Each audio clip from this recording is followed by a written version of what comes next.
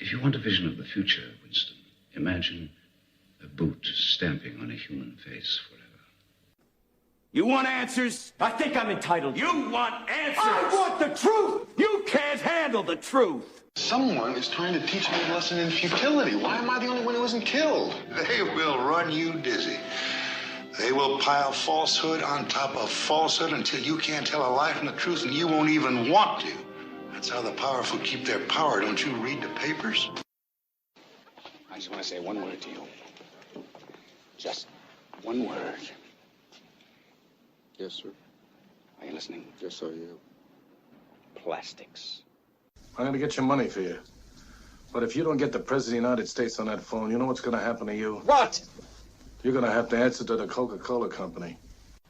The world is a college of corporations, inexorably determined by the immutable bylaws of business. The world is a business, Mr. Beale. It has been since man crawled out of the slime.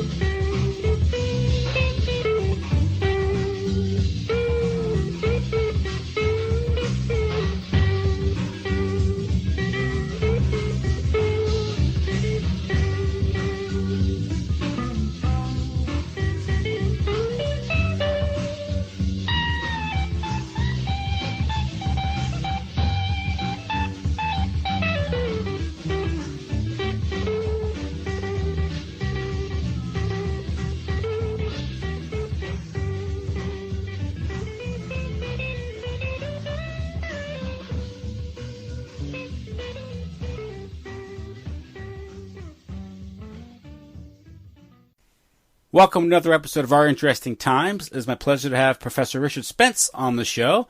He is a history professor at the University of Idaho. He specializes in modern European history with a focus on Russia and Eastern Europe in the 20th century. He is the author of several books, including Secret Agent 666, Aleister Crowley, British Intelligence, and the Occult.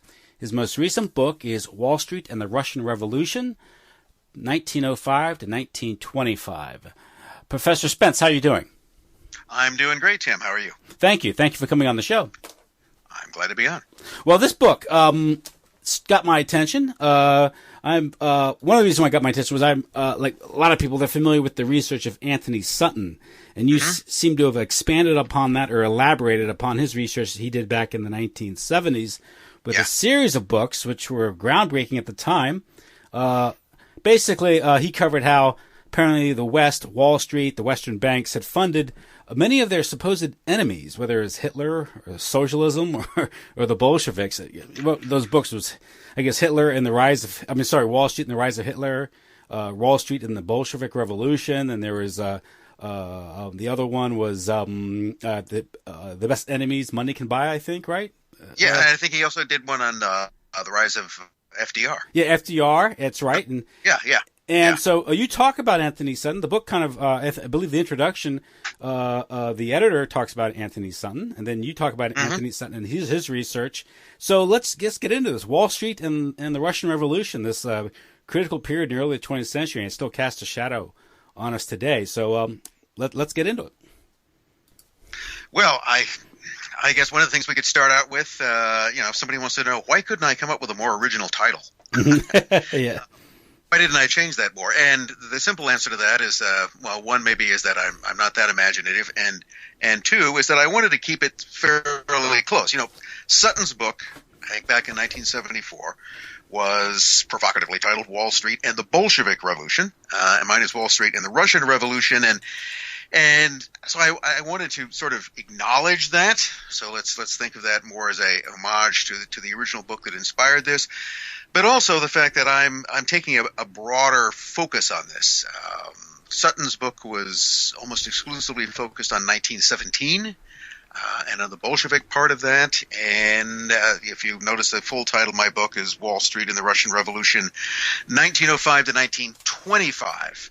So I'm basically looking at a 20-year period that goes back really to the early 20th century and the abortive revolution that took place in Russia in 1905. And then it takes us past 1970, really up to, why 1925? The reason I explain in the last part of the book is that really has to do with a change in Russia, in the Soviet Union, and that change is the rise and the dominance of Joseph Stalin. And one of the things that comes along with that is a change in the way that the USSR related to the rest of the world, especially economic. That seemed to be a convenient place to stop. Although, as you've noticed about Sutton's work, he actually goes and he expands this on into the 20s. I'm talking about a particular phase in this relationship between Wall Street and Russia. It's not a phase that ends, but really mutates into another relationship. Yes, and there are phases to this, and you go back, you address some of the events in the 19th century. One of those Jewish emancipation, of course, was a big thing in Russia because Russia had absorbed a huge Jewish population when it partitioned Poland along with Prussia, and so this has a significant impact on Russia. And you also have the reforms. Then you have the 1880s, 1890s, the Jewish migration to the United States, which is an important factor here because there were many wealthy financiers in the United States, which played an active role in the revolution. Revolutions are attempted, the aborted revolutions. And you talk about the 1905 revolution and one character, Jacob Schiff. Yeah. Mm-hmm. Oh, first, let me. Okay. We're jumping the gun. I'm sorry. I wanted to first address why was Russia targeted. And you addressed that in the early part of the book about what Russia was so unique, or why it was considered perhaps a potential threat. It had so much latent ability or latent potential to be a real economic powerhouse.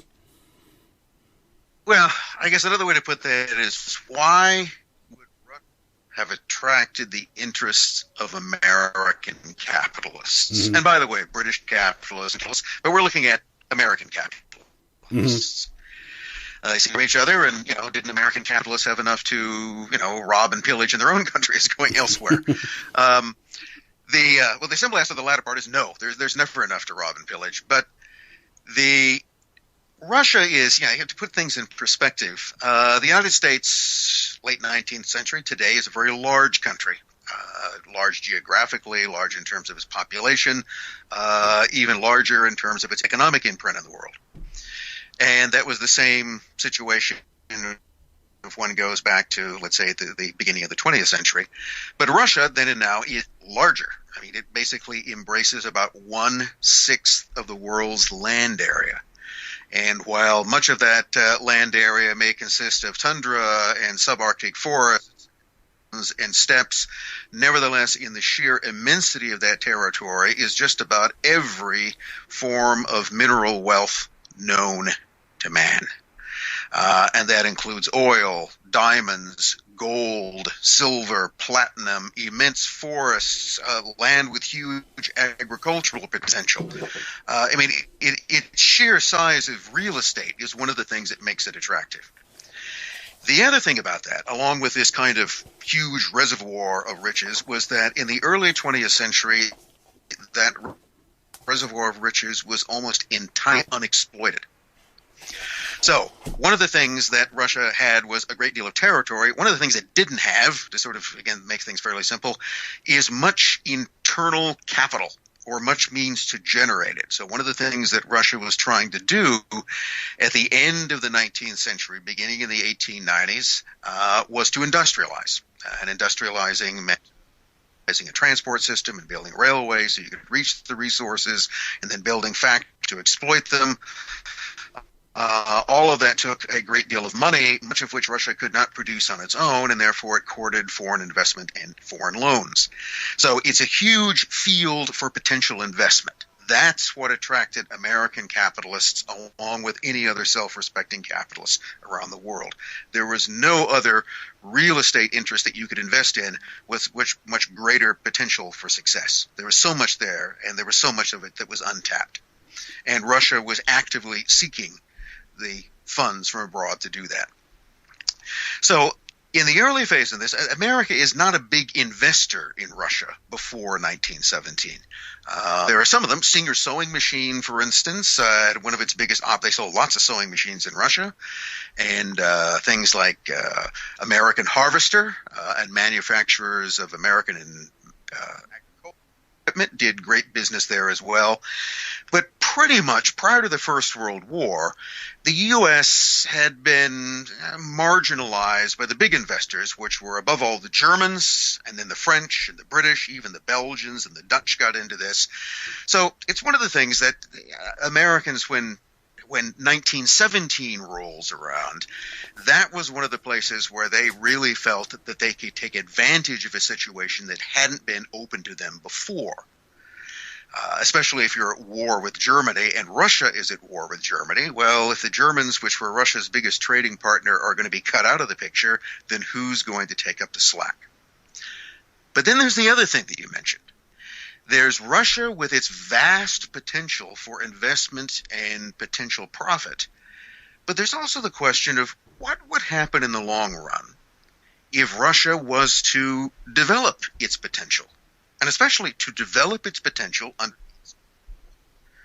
if all of Russia's industrial potential was tapped, if its resources were brought online, that would really make it a force to be reckoned with. It's even one of those things that could make it a force beyond the control of any other states.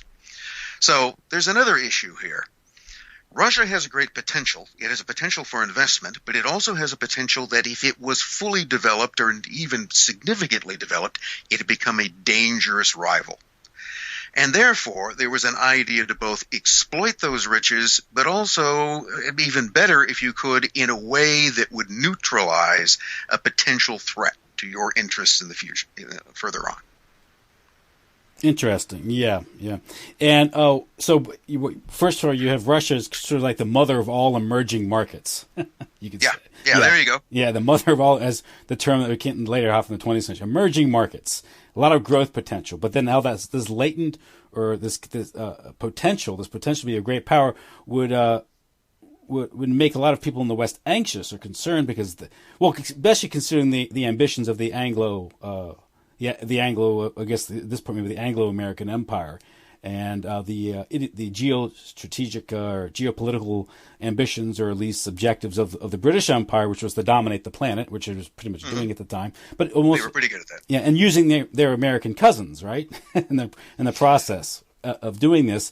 But how does this factor into something like the we've heard a lot about the Mackinder Doctrine, the sea power versus the land power. Russia would be the ultimate independent land power if it was able to coalesce its resources, develop infrastructure in these things. It would sort of undermine that geostrategic point of view, right?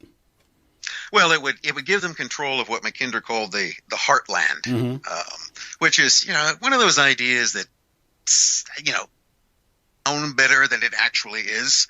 And I'm not sure that controlling Tibet and Xinjiang and Mongolia is necessarily all that it's cracked up to be, but it gives it this kind of huge pivotal position. The other thing about the Russian Empire is that it stretched from Europe, it stretched from at least the borders of the Atlantic,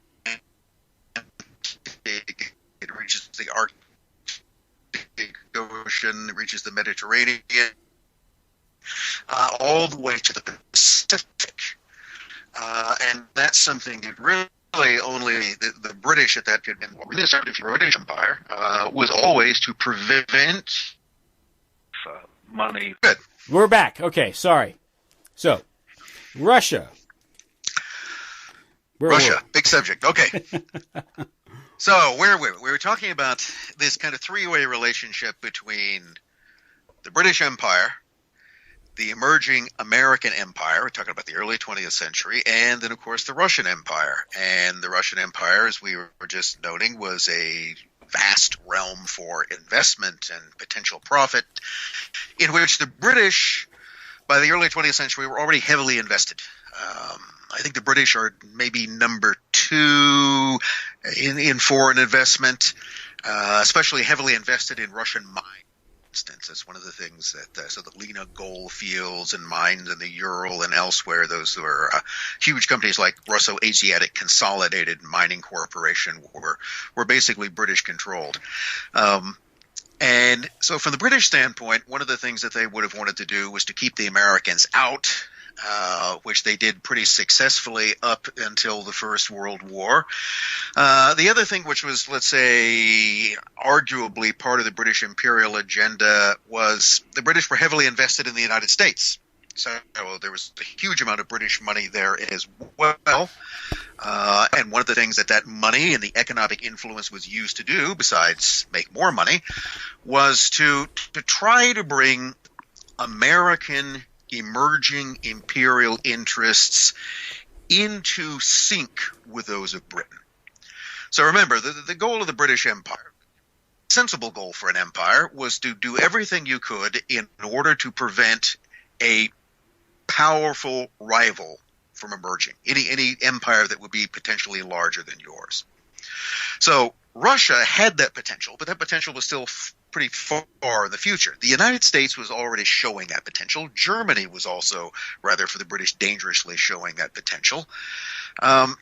So one of the things that you have is there are these connections between British and American capital. And so one of the ways in which you would keep American geopolitical interests in sync with Britain, that is, by in sync I mean either complementary or at least not directly competitive, was through the financial interests. And so if you were to look in the United States, if you were to look on Wall Street in 1900 or any time briefly before or after that, the 500-pound gorilla of American finance was J.P. Morgan and Company. That was the single biggest investment bank in the country. And of course, its tentacles then reached out into petroleum and into steel in particular, and into shipping and insurance. And one of the things that's important about Morgan is that Morgan Sr. and Jr. were staunchly Anglophile. There was a very close relationship between the Morgan financial interests and British financial interests. And that meant that one of the things that they sought to do was to not compete with each other. It's one of those things that's often considered to be the lifeblood of capitalism is competition. But one also has to remember is that the one thing that really any good capitalist hates more than anything else is competition. And the reason for that is that competition costs you money. To compete, you have to compromise, you have to cut your prices, you have to make investments. And so the natural tendency is always towards a kind of cartel. So maybe one of the ways you could think of it is that what the British desired with the emerging American empire was it was somewhat too big to engulf, maybe too powerful to turn into a potential enemy, but it was something which could be brought into a kind of cartel relationship. And if you want to, you can even extend that on and argue that is the basis of what we call today the special relationship between the United States and Great Britain, that they functioned as a kind of team in world affairs, avoiding competition. Yes, and that you could see that played out in the Rhodes Trust, right? The idea, yeah. Yes. If good old Cecil Rhodes had his way, he would have found some way to re-annex the United States to the British Empire the same way he did the Transvaal and the Orange Free State in South Africa. Mm-hmm. But the U.S. was too big to receive that kind of treatment. It wasn't you couldn't quite bamboozle it and conquer it in the same way. But Rhodes believed that it was a kind of destiny, that he thought it was some kind of a cosmic mistake that the American colonies had ever broken away, and that it was then really the goal of right-thinking men in both countries to bring those countries as close together as possible. I mean, from Rhodes's view, what he wanted was a kind of you could say a kind of cultural and economic annexation of the United States, but not a political one, bringing them so close. And of course, he always thought that London, which he would certainly have the smartest people in it, would always be the leader in this regard, that the U.S. would essentially follow the British lead in world affairs and thus become a kind of ally. And in the end, I think that kind of got reversed. I think Britain's position in the special relationship today is not what Cecil Rhodes would have approved of, but I think that's nevertheless the basis of it. Yeah, and that's why you had things like the Pilgrim Society and the Union Now and this big cultural push during this era of the Great Rapprochement of the 1890s up until 1914, and you can see it, coming into fruition when America is dragged into the First World War, largely because of the Anglophile interest, and then, of course, the big factor of another faction here. We've mentioned the Anglo interest. There's also financial, and there's also wealthy Jewish finance, which is also, oddly enough, is German, but they get German. Yeah, it's German. But you want to get people like Jacob Schiff. What stake do they have in it? What's going on with American Jews and their view towards Russia? Well, you have to distinguish between a couple of different groups. The kind of elite, social and economic elite, the representatives of wealth, the representatives on Wall Street of American Jewry in this period, were almost entirely German Jews. These were people who had immigrated or whose families had immigrated generally in the middle of the 19th century. Jacob Schiff is an example of that. He is born in Germany, comes to the United States, I think in the 1870s, marries the boss's daughter, and that eventually puts him at the head of a New York banking house called Kuhn Loeb. Notice it's not called Kuhn Schiff or Kuhn or Schiff Warburg. No, it's called Kuhn Loeb. It's simply after the name of the two original founders who started out as merchants and then turned into banking. He basically married, Therese Loeb, and then rose to the head of the company and dominated it thoroughly. 1890s up until his death in 1920. He was unquestionably the grand old man of Kuhn Loeb. Kuhn Loeb was, remember I said before that J.P. Morgan was the biggest single investment bank on Wall Street. Number two, arguably, was Kuhn Loeb. And actually there are other differences between them. Morgan was closely aligned with British interests and British banks. Kuhn Loeb under Schiff was just as closely aligned with German banks. In fact, most of the partners in the firm, Schiff himself, the two Warburg brothers, Paul and Felix, were also from Germany. Another man who came in, Otto Kahn, was born in Germany as well. So it was thoroughly a German bank situated in New York, and the German bank with which it was most closely associated with, because of really marital relations, the Warburg Bank, the M.M. Warburg Bank of Hamburg, which was one of the largest, one of the big five banks in Germany. And the link between those can be that the head of the bank in Germany was Max Warburg. Two of his brothers, Paul and Felix, went to the United States and became partners in Kuhn Loeb. And I think it's Felix who then becomes Jacob Schiff's son-in-law by marrying his daughter. That tradition was carried on. And there were two other Warburg brothers. The other one, Abraham, was an art collector. The other one, Friedrich or Fritz, became very important in terms of precious metals, bullion exchange. He was the head of the Hamburg bullion market. And then during the First World War, will go on to play a very important diplomatic role and financial role in Stockholm, in Scandinavia. And that's where he will come in contact with Russian revolutionaries and other Russian political figures. So one of the things is that you could really argue that Kuhn Loeb has been described as many things, and one of the things it clearly was essentially the American branch of a German bank, very closely aligned through family and other interests with the Warburg Bank in Germany. So they were thoroughly German. And there's this question, and I think it's one of those things that's often underestimated because everyone will tend to point out as obvious the Jewishness of the Kuhn-Loeb firm and the Warburg firm. In this period, all of the partners in Kuhn-Loeb were Jewish, just as I might add that none of the partners or senior officials in J.P. Morgan were. That's another difference between them. So you had the sort of largest Gentile bank, and then you had a Jewish bank, which is a German bank. Family was important in that regard in terms of cementing relationships between people. You can see those in the marriages of the Warburgs and others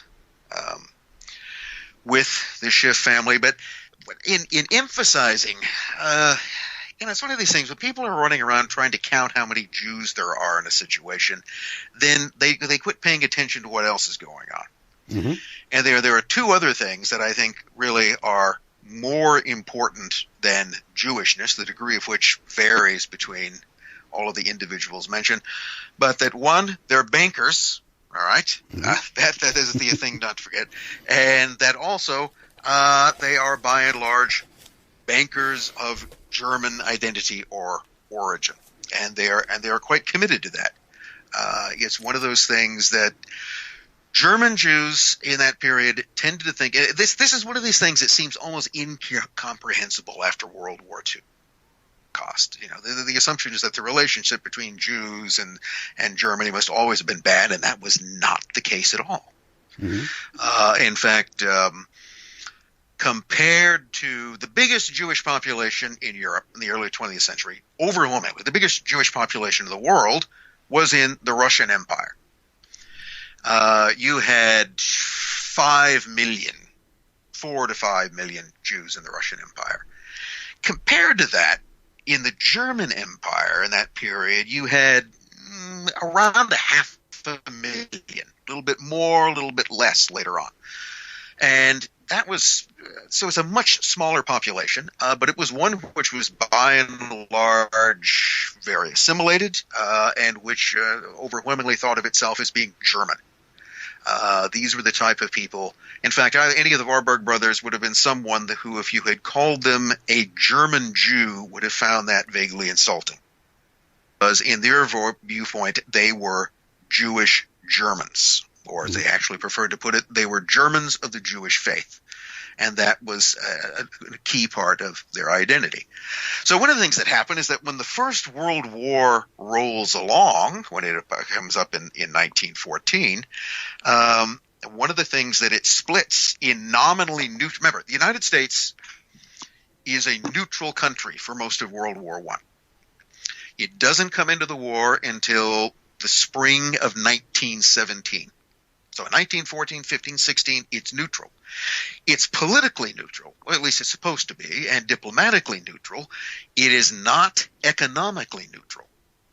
Because when Germany and Britain go to war in 1914, its various representatives and constituencies in the United States, like the German-aligned Kuhn-Loeb Bank and the British-aligned Morgan Bank, they're basically they're banks representing belligerent countries within a neutral country. Now, the big advantage that Britain and the Morgans enjoyed was direct access across the Atlantic Ocean. Oh, and also the fact that they had a common language between them as well. The British always had an upper hand in the regard that they could communicate with the Americans in their own tongue. The Germans had more of a problem with that. And didn't they also control the cable across the Atlantic Ocean too? Yeah, well, they could haul it up and sip into it. But British propaganda. It had simply had a kind of home court advantage that the Germans didn't have.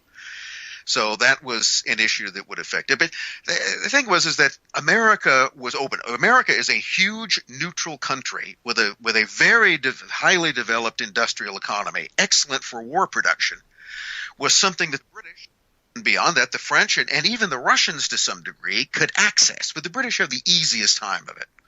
So that meant that there was already this established relationship between the biggest investment bank in the United States and the largest banks in Britain. So when the war broke out, even though Woodrow Wilson's government declared its neutrality, J.P. Morgan and Company went to war. They immediately put themselves forward as the exclusive financial and purchasing agent for first British and then all Allied war purchasing in the United States. And it's important to understand what that means. The war purchasing was a gigantic business. None of the armies could get enough bullets or shells, and therefore American factories were very quickly being engaged to produce just that: small arms ammunition, artillery, machine guns, rifles. Millions and millions of these were produced in the U.S. And this was something that the financial relationship, the financial reliance between Morgan-dominated Wall Street and the London City, and the anxiousness of American manufacturers to make profit off of the war, and in fact that it was unimpeded except by the occasional U-boat attack. I remember submarines in this period were not nearly as dangerous as they would be in the next war. Meant that both Britain, by 1916, the British Army is getting as much or more of its ammunitions from the United States as it's getting from its own factories, and they are extending lines of credit to the French, and they're extending a small line of credit to the Russians too. And they're being shipped they're being sent abroad over the Atlantic Ocean on ships like the Lusitania. Some of them are. You're trying to cram them in every place you can, or they'll be sending on ships controlled by the International Maritime Corporation, which of course was owned by J.P. Morgan and Company. So these industrial interests, these what would come to be known as the merchants of death, correct? The financiers, the guy who actually gets the name Merchant of Death is a guy named Basil Zaharoff. I don't know who comes into this picture. He was a nominally ethnic Greek, Turkish-born arms salesman who then becomes one of the 20th century's first billionaires by being very, very good at selling arms, and who came up with what was called the Sahara Principle, which was pretty simple. If you're selling weapons in a war, the best thing to do is to sell to both sides. Yeah. The next best thing to do is to keep the war going as long as possible, since that maximizes your profits. Zaharoff during the war is most close. I mean, he's apparently a Greek by ethnicity, an Ottoman by birth, if that was in fact where he was born, and a British knight, but also a French citizen who spends most of his time in London. He's a very important advisor to the British war effort during the war. But it's a genuine cosmopolitan, right? A genuine cosmopolitan. And in fact, his actual origins are something of a mystery that maybe even he didn't have the answer to in some way. I found that out in some of the people that I've investigated, is that, and it's one of the things I found, that when someone seems to be sort of, I give you an example. There was a fellow who later turned up to be an American spy, but one of the things that he would constantly give different versions about exactly who his father was, or what had happened to his father. His father had died when he was young, etc., and give different stories about where he was born. It's probably not too much of a mystery. What it to be is that he made up all of these various stories about his father because, guess what? He didn't know who his father was, and neither did his mother. And so he was sort of free in order to create with this, and then I found that in a couple of other places where there seems to be this kind of constant uncertainty or changing of the story. It's because they don't really know what the real one might be. Going back to Morgan and the British angle, is that they had a very good thing going for them. The Americans, and remember this all sort of fit into the picture that, the sort of first step to bringing America into the war was giving Wall Street a huge financial commitment to Allied victory. So one of the things which Morgan and Company did was to float British war bonds in the United States, and then also to extend British purchasing and through them other Allied purchasing lines of credit. So by 1917, by the time the U.S. enters the war, Morgan and through Morgan, other American investors had basically put something close to, and these are 1917 dollars, around $400 million were invested, in essence, in British and Allied victory. And that was something that was eventually going to have to get paid off in some way. There was a lot which was at stake in that regard. Now, so Morgan and the British had a good thing going. They were friends to begin with, and they were both making lots of money off of the war and supplying Britain with the war materials it needed. Jacob Schiff and Kuhn Loeb and their Warburg connections in Germany didn't have that access because there was a British blockade between them. So, for instance, British or the French could come into the United States, make contracts with American companies to produce munitions and weapons, and then ship those across to their armies on the other side of the Atlantic. The Germans could not do that. Well, they could come in and they could make a contract, but their chances of ever finding any ships to carry their goods to Germany and to get them through the blockade were extremely unlikely. So that meant that you couldn't, that Kuhn Loeb could not really in any way assist the German cause or be of any great value in the same way that, let's say, Morgan could be for the British.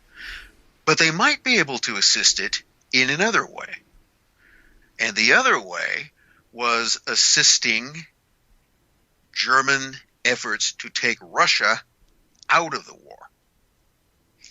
So because Russia was more isolated from its allies, because it had a much weaker industrial economy, because it needed infusions of everything, again, from rifles to munitions to keep the war going, it's the weak link of the Entente, the weak link of the Allies against Germany and its coalition.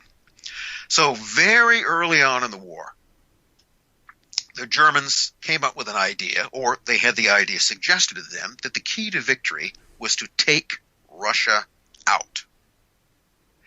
And one of the ways that Russia could be taken out of the war, maybe faster and much more cheaply than through offensives, very costly military operations costing hundreds of thousands of lives and taking a long time with uncertain results.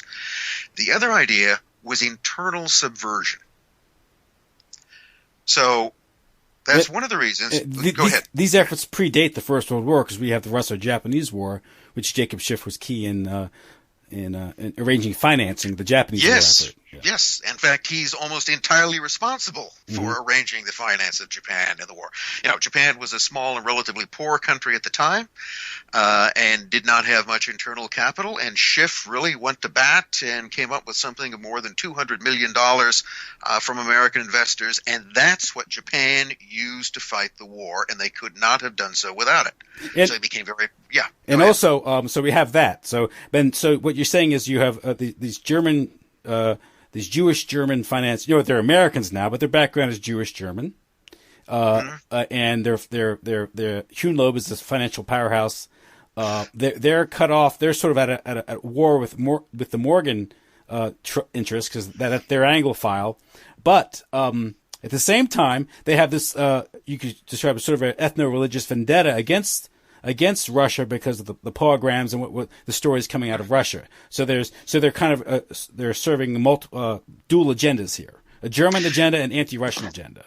Right. Well, it goes back again to this. You said that the American, the elite, if you want to call it that, the upper strata of Jews in America were largely German Jews, like Schiff and the Warburgs. But the mass of the American Jewish population, which had grown immensely between 1880 and 1917, were overwhelmingly people who had come or originated from the Russian Empire. And the reason they had left the Russian Empire, again, beginning around the 1880s, were because of various laws that were passed restricting Jewish economic activity, restricting what areas of the empire they could live in. It's a long kind of story of itself. But let's put it this way. The policies of the Tsarist regime, was they thought they were doing, all right, managed to alienate the affections of most of the Jewish population in the empire. Mm-hmm. There were relatively few Russian Jews who, by the early 20th century, who felt terribly warm or great loyalty towards an empire that seemed to marginalize them and oppress them, and they had immigrated in the millions. In fact, while there were still something like 5 million Jews in Russia by 1917, even before that, at least 3 million or more had immigrated in those years, and the largest proportion of those had come where? To the United States. And the largest proportion of those Russian Jews who came to the United States tended to stay in and around New York. Mm-hmm. And this was something which then had an impact on politics there. And, this is the financial capital of the country. So what you had is that in New York, you now had hundreds of thousands of people who were essentially refugees or immigrants from the Russian Empire, most of whom had few warm feelings about the old country and who regarded, whether it was rightly or wrong, who regarded the Tsar as a symbol of their oppression. So this was a population which was hostile towards Tsarist Russia and which it was relatively easy to mobilize opinion against them. Because Russia's autocratic, right? And so at the same time, you have a campaign in the American media at the time to sort of demonize Russia, right? This really goes back again to that sort of miracle decade of the 1880s. The decade that gave us Jack the Ripper and all kinds of things. But in particular, and it began with a book by a guy by the name of George Kennan. I don't want to say it began, but let's say the idea really began to take off with a book by George Kennan. Not the later George Kennan people may recognize as an American diplomat in the 20th century. Not Mr. X. Yeah, I was about to say that, Mr. X. but one of his, actually a distant cousin of his, who just has to have exactly the same name with the same middle initial. Don't ask me why. So what we'll call George Kennan the Elder, even though he's not his father, was a journalist, spent some time in Russia, initially was quite favorable to it, and then became friends with members of the Russian revolutionary movement, who told him about all the horrible things that happened to people who were sent off to exile in Siberia. And this became the basis of his book, which presented, a story which isn't untrue. There was an exile system for political prisoners, and if you got caught up in that, it was pretty horrible. Whether it was any worse than Devil's Island or a in Louisiana is questionable, but it wasn't a pleasant experience, but then it wasn't intended to be. Nevertheless, he sort of turned this into, there was then added to, it became one of the things which is a horror story. So remember, there's this often a difference between something which is just kind of chronicling an event or a place or a circumstance, and then turning that work instead into a kind of call for outrage and action. And so Kennan became effectively an advocate for the revolutionary cause by promoting a work and then by helping promote organizations in the United States which argued, in essence, that Tsarist autocracy, that is the absolute monarchy which still functioned in Russia in that period, was a political abomination which did nothing but oppress its people and deserved to be wiped off the face of the earth. And that was something that was picked up among a good deal of particularly the sort of American liberal intelligentsia. It was promulgated by small but influential organizations like the American Friends of Russian Freedom, and which also had a similar basis organization in Britain of the same name. And they carried on what we would now call a fairly effective propaganda campaign in order to demonize the Tsarist regime. And, it's not that the Tsarist regime was in any way a representation of good government. There were all kinds of things wrong with it. But remember, when it comes to propaganda, what is the actual problem is never good enough. You can always make that better. So yes, there was a period really beginning, I'd say, from around 1890 and then right up until 1917, in which in much of the American press, among much of the American intelligentsia, and among those people who were read about or interested in Russia, basically all you got was a very negative picture of the Tsar's regime.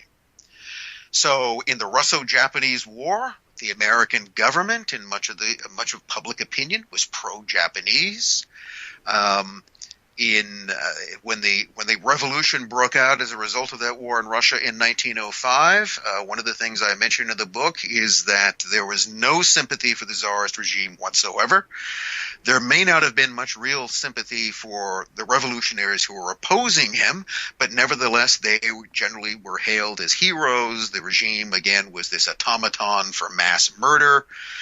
And the drumbeat against the Tsarist regime continued after 1905, even though, and this is one of the things, is that after 1905 there were reforms in Russia. And the revolution did bring about political change, and the most important political change it brought about was the establishment of a constitutional monarchy, at least kind of a constitutional monarchy.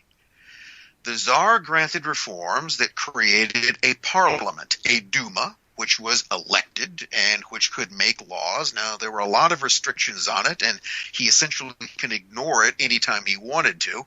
So one could set down – political scientists could have a great argument as to whether this was a real – a functional constitutional monarchy or not, but it was different than what had gone before, and there was a political process there, and there were political parties, almost all of which also tended in one way or another to oppose the regime.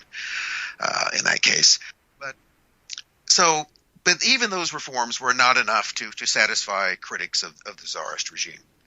So one of the people who, because of his religion, and I also think because of his German ties, who was a great supporter, we just mentioned supported the Japanese war effort, but a man who bankrolled that organization I was talking about, the Society of Friends of Russian Freedom, who essentially bankrolled the Japanese war effort, who bankrolled anti-Russian propaganda in America, and who additionally, during the Russo-Japanese War, acknowledged bankrolling revolutionary propaganda supplied to Russian prisoners of war.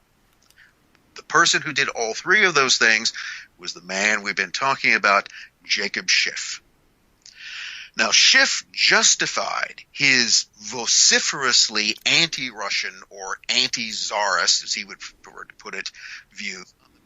That he did this because this was a regime which oppressed the liberties of his co-religionists, thus causing hundreds of thousands of them to leave the country. And he felt that until Russia atoned for or changed those policies, among the things he would do would be to completely oppose them raising any money in the United States, something which he effectively did for a number of years. And so, but what Schiff always based this on was on religious offense, on ethnic outrage over the mistreatment of Jews in the Russian Empire, and thus he was against the Tsar and his entire regime. And I think that's at least part of it. But I think, on the other hand, I always have to wonder what other part of that was business in a way. Because one of the things that Schiff always was an incredibly good businessman. This was, if you wonder what he did in this country, to finance the construction of railroads. There was a great alliance between he and E.H. Harriman of the Union Pacific and others, but that was one of the things that he understood. And I think from Schiff's standpoint, there was always this connection with German interests as well, with German banks. Now, here's an interesting thing. German banks, throughout this same period, late 19th, early 20th century, up to the First World War, almost completely avoided bank loans to Russia or the Russian government. You could not, German banks would not loan money to the Russian government. They would invest in Russia, but they wouldn't make large loans. That was left to the French to do that. And you know one of the results of that? Well, who was Russia allied to in 1914? France. Were they allied to France because they shared anything politically? They were allied to France because France was the source of 80% of their foreign loans. That's what tied them together. And so the German banks did not make loans to Russia, and Jacob Schiff, quite consistent with that policy, again, if you look upon him as a German banker, as opposed to or in addition to a Jewish banker, is that by opposing Russian borrowing in the United States, that was consistent with German policy.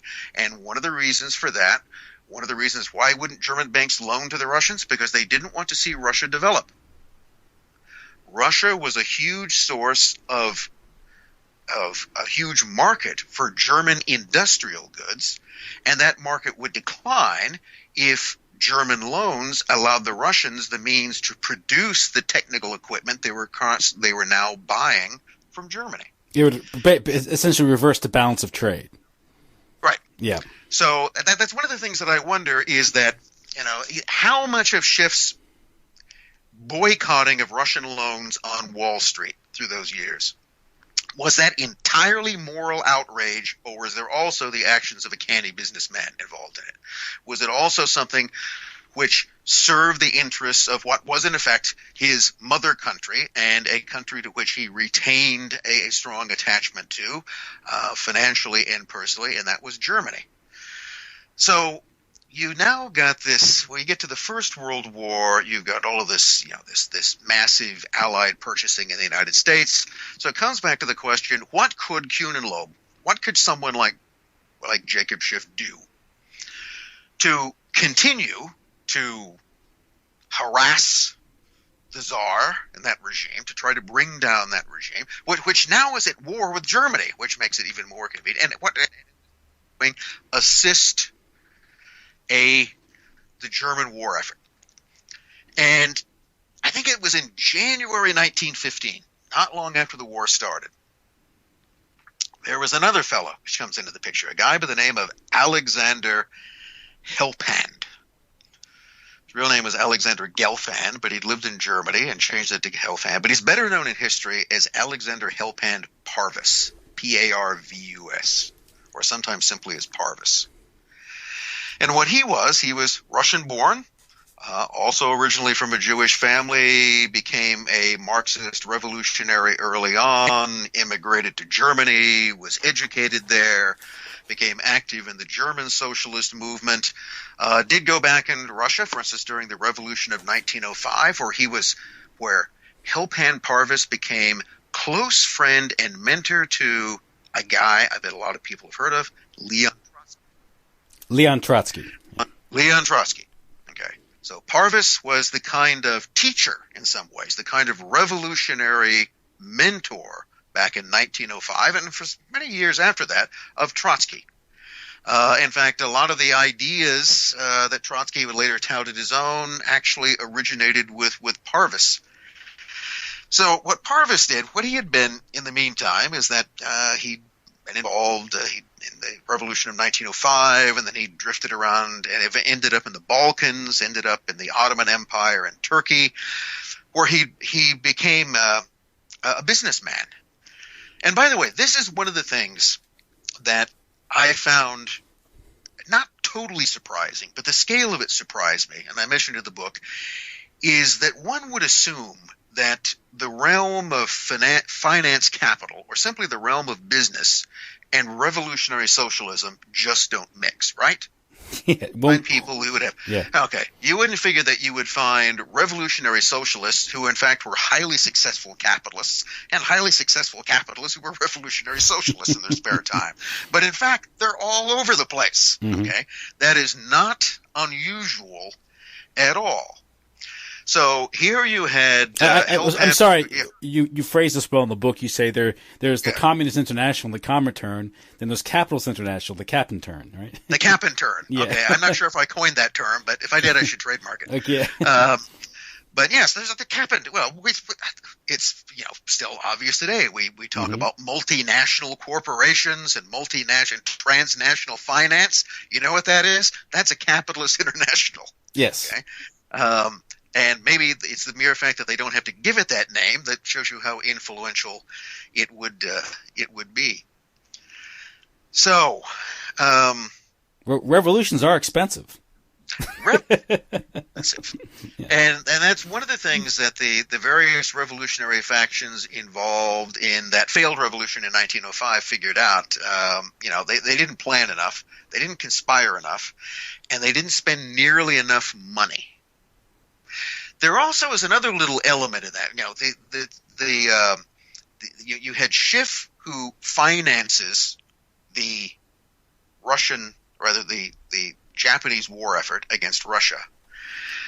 But then you've also having and paying for revolutionary propaganda to be sent. Here again, you have a capitalist who is financing revolutionary socialist propaganda to be distributed among the soldiers of the country, which, for a variety of reasons, that he's targeting.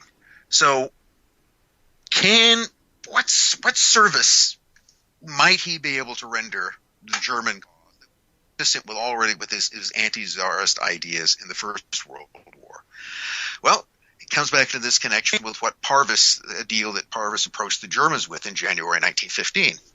And that, very simply put, is that Parvis went in to the German embassy in Constantinople and said, look, I got an idea. I know lots of people in the Russian revolutionary movement. I know people in virtually all of the factions. And he did. And they're not unified, but with sufficient money, we might get some or all of them to work. And if you, the Germans, use me as a middleman with the revolutionaries, the point is that the Russian revolutionaries and Imperial Germany have the same goal: the defeat and destruction of Russia. We both want that, and we can work towards that end. So what subsequently happened is the Germans took the deal, Parvis shop in Copenhagen, and which is in Northern Europe, right next door to Stockholm. He sort of went back between Stockholm. He's constantly going between Stockholm and Copenhagen and Berlin. Continues to become quite wealthy. He manages to make money off the war in a number of ways, but he now becomes the central middleman in what I think is still a poorly understood nexus of revolutionaries and businessmen in the United States, Germany, Russia, and Scandinavia, some of them working for profit, some of them working for political purposes. But it's one of those things that in some way the arch capitalist Jacob Schiff in New York, a banker on Wall Street, and Hellpen Parvis, a revolutionary turned businessman, now German agent, they're towards the common cause. And I still wonder to what degree that is simply accidental, whether it's just the kind of forces of history and circumstance bringing things together, or whether that's really part of a much more organized picture in some way. Mm-hmm. And I'll give you a specific example of what I mean. And it's something, again, which I address in the book. I've also addressed in a couple of articles that I've published separately about this. But it goes back to this guy who was the kind of protege of Alexander Hellpen Parvis, Leon Trotsky. So, as some people may know, and if they don't, they would find out here, that Trotsky was, again, a Russian-born socialist revolutionary who had been, spent most of his time in exile outside of the country. When the war started, he was in Austria, so he hopped over to neutral Switzerland, and then he went to France, and the French eventually got tired of him and his anti-war propaganda and kicked him across the border to Spain. The Spanish didn't want him and eventually put him on a boat bound for New York City. Now, the interesting thing about this is that when Trotsky showed up in Spain, having been exiled from France, he was basically penniless. I mean, itinerant revolutionaries don't generally make a lot of money as it is, and he had none. And so he spends most of his time getting sort of handouts from some sort of unknown benefactor. But when the time came for him to leave Spain, he, and not just him, but he and his wife and their 2 children, all received first-class tickets on a Spanish liner bound for New York City.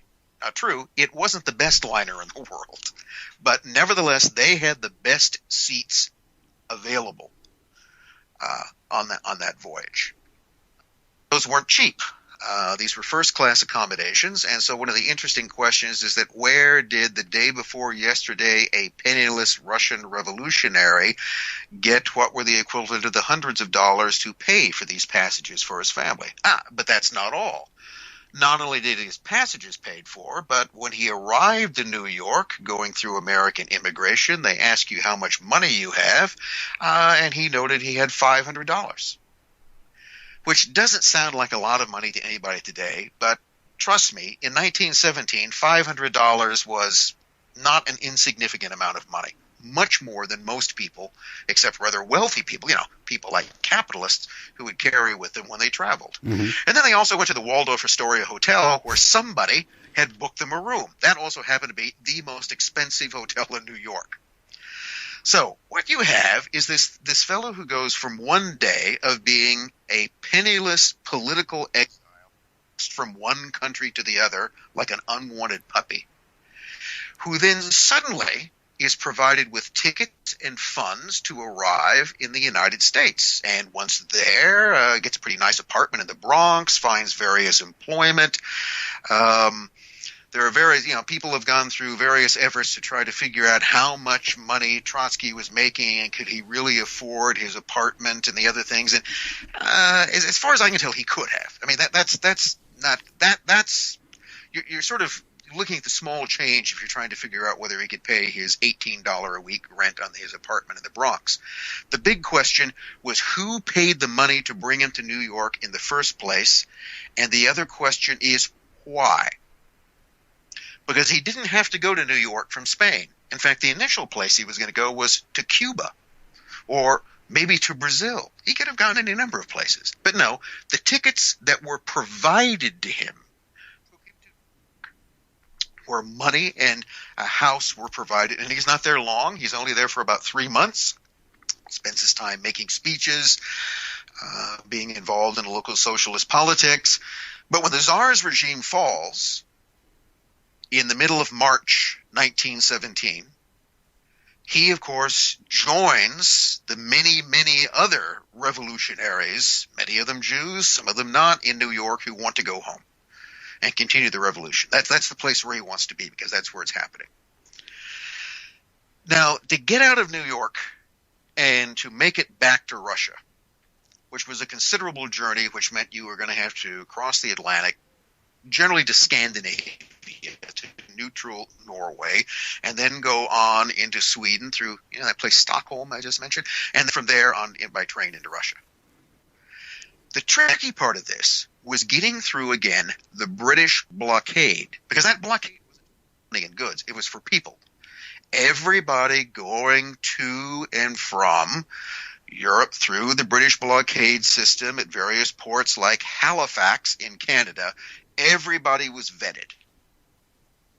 Right? This was a way of checking people out, and one of the types of people who were probably not likely to get through was a revolutionary like Trotsky, who had very publicly and consistently and covered in the American press, radical and otherwise, had railed against the war and its continuation by Russia, the British, and anyone, and made it fairly clear that he believed that Russia should seek peace and should leave the war, although at this point not a separate peace, but that there should be a kind of general peace movement. So someone you might assume that you would not want to go back into a country if, from the British standpoint or French standpoint, if you wanted to keep them on your side. Nevertheless, who assists Trotsky? Whose assistance did he have to have? And it was the assistance of the British Intelligence Office in Manhattan. And the British Intelligence Office, run by a particular man, a man by the name of Sir William Wiseman. Any guesses what Wiseman's profession was before he became an officer when the war started? Ooh, if I remember, it's a rhetorical question, but it's the same as almost everyone else we're talking about. He wasn't a revolutionary. He was a banker. A banker. He was a banker. That's he was right, a banker. Yeah. Okay, so and that's one of the reasons why he was sort of chosen to come to the States. So, and Wiseman had his contacts in Kuhn Loeb and everywhere else, and was a man of very interesting connections in his own right. But it's Wiseman who facilitates Trotsky leaving, who gives him the visa without which Trotsky would not, because he had to pass through British-controlled ports, and Wiseman goes out of his way. Even Trotsky, in his own recollection of this, acknowledges that the British officials at the consulate were entirely polite and cooperative, much more polite and cooperative than the Russian officials. So you've got this strange thing that you have the head of British intelligence in New York who facilitates Trotsky's return to Russia, just like at almost the same time, through the help of Alexander Helpan Parvis, the Germans were assisting Lenin's return to Russia from Switzerland. And they were, of course, returning Lenin as part of Parvis's plan, as an agent of subversion, in order to assist their ultimate goal of causing an internal political collapse that would take Russia out of the war. And hadn't the provisional government also instituted a general amnesty too? A general amnesty. Well, they had to do that for everybody. They couldn't get too. Put it this way: the Soviet, which is this other kind of large, popular assembly of workers and soldiers, deputies, insisted that they do that. And that was the source of real power at that time. Yeah, this is one of those things that gets. I was just trying to explain this to my students the other day, and I'm going to have to go back to doing that tomorrow. Is what's going on in Russia? Russia in this period, after the fall of the imperial regime, there's a provisional government established, but its hold on power is very slight. And there's really a kind of dual power between this temporary government based upon that old parliament I was talking about, the Duma, and largely controlled by sort of center-left politicians, and then the Petrograd Soviet of Workers and Soldiers Deputies, which is a very much more radical body representing socialist and even anarchist trade unions and organizations. The Bolsheviks become involved in it, the Mensheviks, the socialist revolutionaries. It's a kind of chaos in its own right. But it really kind of calls the shots. And this is why the slogan, all power to the Soviets, right? Yeah, this is why when Lenin came back, he realized that, look, which horse do I back in this situation? Okay, Lenin wants to take power. So the question was, what's the key to power, the provisional government or the Petrograd Soviet? The Petrograd Soviet.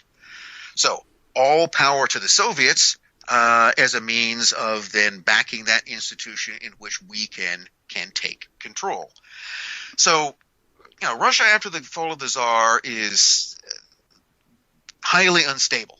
And this is a reason why you would assume that another British official might have argued that sending a man like Trotsky back is going to be just as bad, maybe worse, than what the Germans are doing with sending a guy like Lenin back.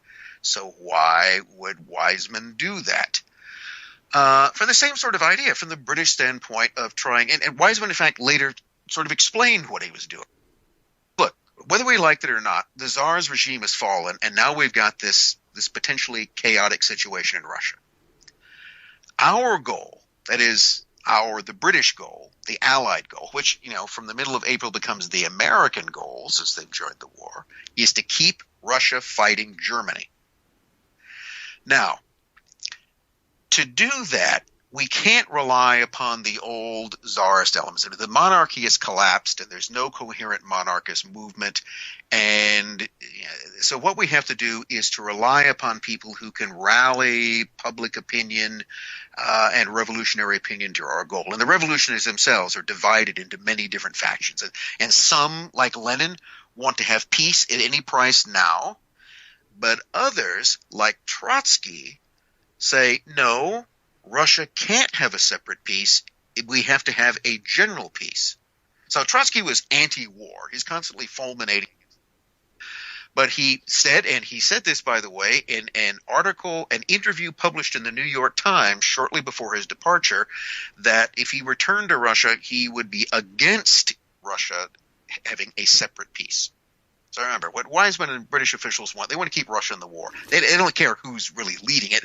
They just want to keep it fighting.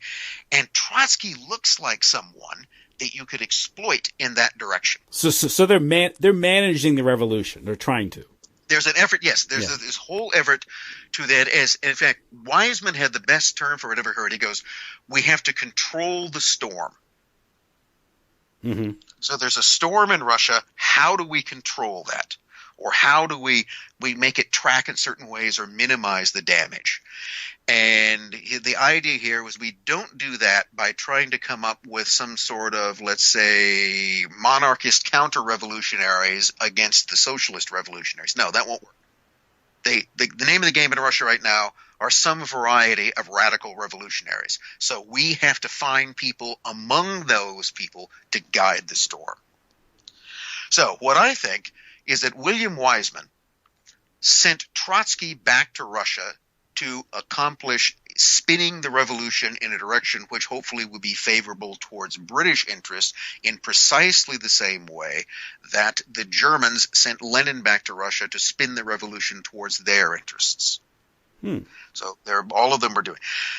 Now, the other thing, the thing that I think I make some acknowledgement to in the book, and which I do probably a lot more in my courses, is that the thing that I would argue is the single most important force in history is the law of unintended consequences. Much of our history is shaped by that. And the law of unintended consequences is pretty simple.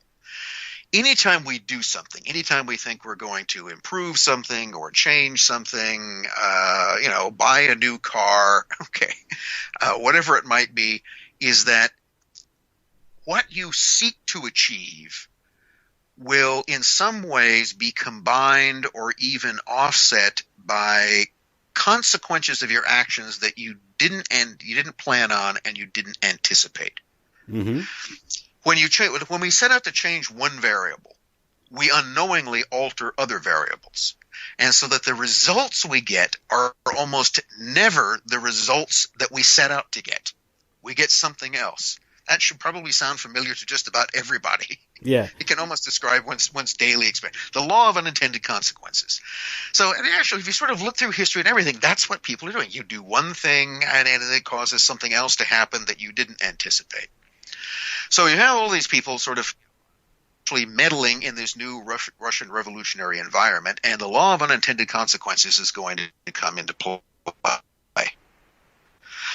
So, for instance, one of the things that presumably Wiseman didn't anticipate happening was that after Trotsky returned to Russia, and despite his acknowledged differences at Lenin, that a few months down the road they would join forces. Mm-hmm. Yeah, because at that time they were opponents. One was a Menshevik and a Bolshevik, right? Or an SR? Or was Trotsky? Trotsky's usually called a Menshevik, but that's the Russian Marxists, the Marxist faction, were divided into the Bolshevik and Menshevik factions, but it's not as simple as that. There were Bolsheviks and Mensheviks, and then there were a lot of people in between who were just sort of Russian social democrats, and that probably more closely describes Trotsky. Mm-hmm. But he most definitely, well, let's put it this way. In early 1917, Lenin had never had a good thing about Trotsky in their entire career, and most recently had called him a Judas, a traitor to the working class, and an opportunist, okay? All of which might to some degree be true, maybe exaggerate, whereas, Trotsky, after he got back into Russia, said that he was not now and never would be a Bolshevik. That would eventually change, again, a couple of months down the road. And it's part of it is that it gets into this sort of argument that was used that Lenin, of course, was a German agent. He was an agent of German policy, but he was also using the Germans as much as they were using him, in the same way that Trotsky was using the British as much as white. I mean, look. Trotsky wanted to get out of New York and get back to Russia. So what are you willing to do, and what are you willing to agree to in order to do that? or what are you willing to just not mention?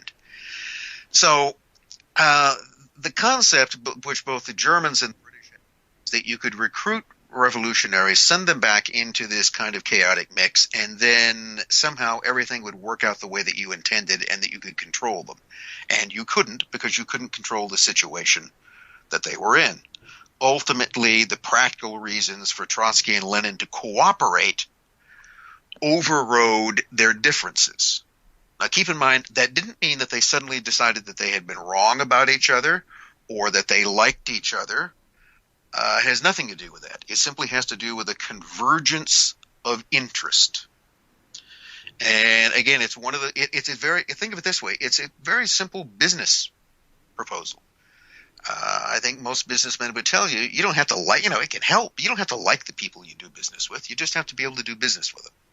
You don't have to trust the people you do business with. You just have to figure out a way to work around that mistrust. I mean, as somebody once told me once, the one thing that I can rely upon is that I can't rely on him.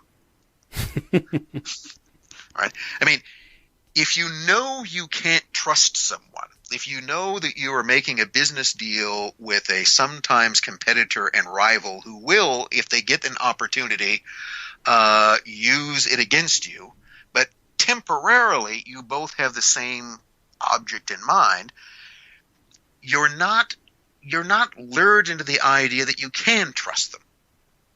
I'm not sure if that's making any sense. Knowing that you can't trust someone then tells you exactly it defines what your relationship with them is, and that relationship has nothing to do with trust. It just has to do with convergence of interest. Yeah, and then interests are much easier to identify, perhaps. Yeah. Right. And when the interests change, then that changes. Mm-hmm. There's no other commitment that you made in that respect. So I think pretty much in this time period, this is what everyone is doing in this case. But it goes to the other thing that Trotsky was consistently accused of when he was in New York was consorting with German agents, and then of course it was said that he left the country carrying.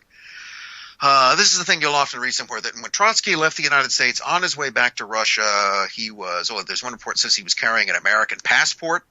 He wasn't, for the simple fact he didn't need one. He already had a perfectly good Russian passport. And that he was carrying $10,000 with him. Now, that's the one you most often see. And that number actually comes up. That's one of those things I've tried to trace back as, okay, who first said that? Okay, and the person who, as far as I can tell, who first said Trotsky had $10,000, which he received, which actually, if you look at the original source, it will say he's carrying $10,000, which had been subscribed for him from German and Jewish sources in New York, essentially from Jewish radicals and German interests. Those two things often in some way overlapping or thought to overlap. Well, who said that? One of William Wiseman's agents, a guy by the name of Casimir Palanis. Not a name worth remembering, but just Casimir Palanis was also from the Russian Empire and had served the Russian secret police under the Tsar and was now working as an informant among the Russians in New York for Wiseman. And this is the guy who comes back to him and he goes, I think this guy is meeting with the Germans and has money from them. Nevertheless, despite that information, Wiseman then facilitates Trotsky's return. And that's one of the how could you neutralize German influence on Trotsky? Do him a bigger favor. See, the one thing the Germans, if they'd wanted to, could give Trotsky any amount of money they wanted to. They could have given him $10,000. They could have given him $1 million. But what they couldn't do is they couldn't get him in Russia. Only Wiseman could do that. So here again was a convergence of interest. Trotsky at least needed to go through the motions of cooperation with Wiseman, and Wiseman needed to get his cooperation out of the convergence of their interests, not because they liked or trusted to each other. One of the things that happens in this, somebody may come along and goes, well, I don't get it. If Wiseman, the British agent, helped Trotsky get out of New York, then why did the British turn around and arrest him on his way back in Halifax? So this is one of the things that puzzled me. Because the general way you get to the story is that, oh, no. The British attempted to prevent Trotsky because, indeed, he was, as soon as he left New York and went to Halifax, Nova Scotia, he was taken off the liner, the Norwegian liner, by British, not Canadian, by the way, but by British naval authorities, and held for a month in a POW camp before eventually the political pressure was brought to bear and he was released. So his return to Russia was just delayed for a month. But why did that even happen? The answer to that is, I suppose, maybe another example of unintended consequences, and it was that William Wiseman was the chief of British intelligence in New York, but he's not the only British official or intelligence official there. He had a rival. There was the man that he had displaced when he showed up and wasn't happy about that, a naval intelligence officer, the naval attaché, by the name of Guy Gaunt. And what it was that Guy Gaunt had gotten a hold of the same information about Trotsky's alleged connections to German agents and German money. And when Wiseman didn't do anything about that, it is Gaunt who sends the information to the Admiralty that has Trotsky temporarily taken off. What you've got here in the background is this kind of battle between two different British factions. Yeah. Not quite understanding what the other was doing. So, you get all of these different forces in play, but it still comes back. Remember that question I mentioned before: who came up with the money? Who brought Trotsky to New York in the first place, and why? And I think that the only real explanation for that is that Trotsky was steered by someone to New York in order to make connections there. And that the primary connections that he was supposed to make were on Wall Street. And I think the logical person for him to have made connection with, the person you'll see lots of accusations of them meeting, is with Jacob Schiff. Mm-hmm. Why would he have a connection to Jacob Schiff? Well, remember, Jacob Schiff wanted to overthrow the Tsar. On the other hand, Jacob Schiff was not in favor of seeing Russia war once the Tsar was overthrown. He could be doing some service to German interests, and that was where money could be set up. And I have searched anywhere I think one could possibly find it, and this is what I cannot do. I cannot put Leon Trotsky and Jacob Schiff in the same room together. I can't even put them in the same building together.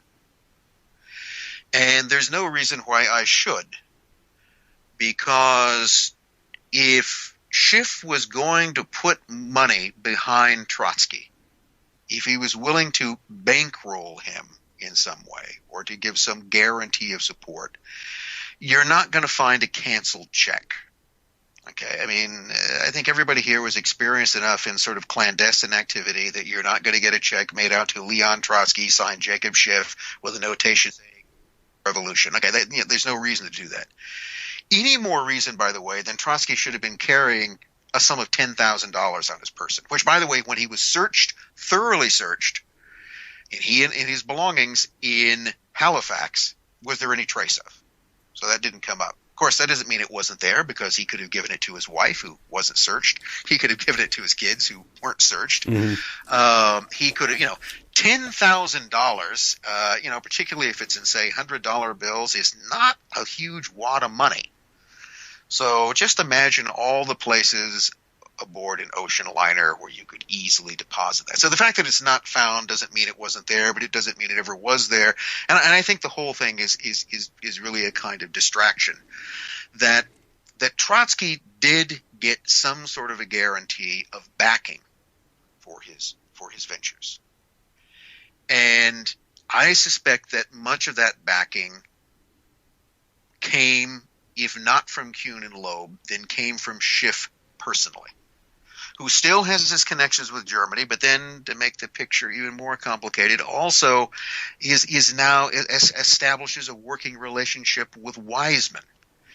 And why this kind of – because it's becoming very obvious in this period that the United States is going to join the war, which it does on the 6th of April.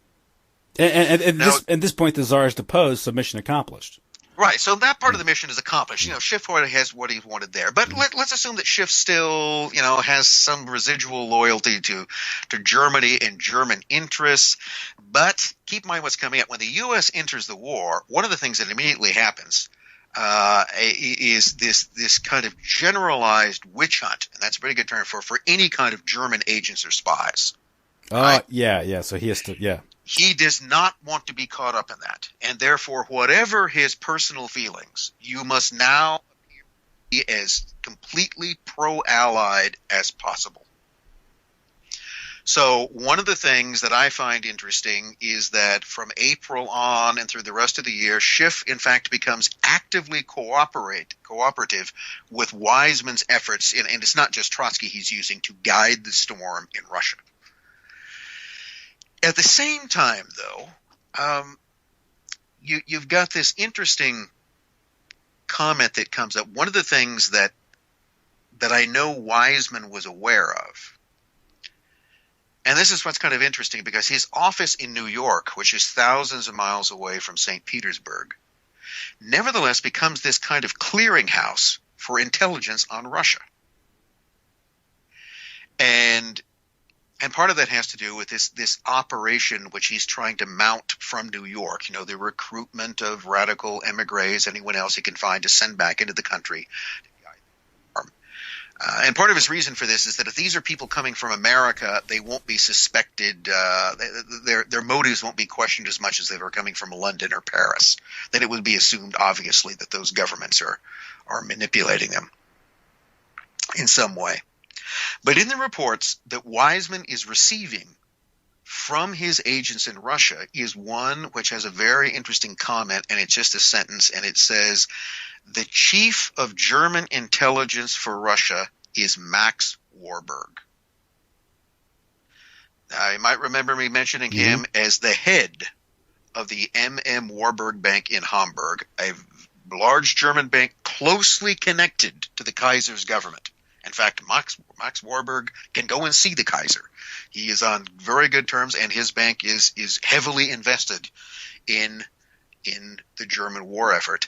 And then there's Max's brother, and also who have two other brothers connected to Kuhn and Loeb in New York. His brother's Paul's is the on the Federal Reserve Board, right? The Federal Reserve.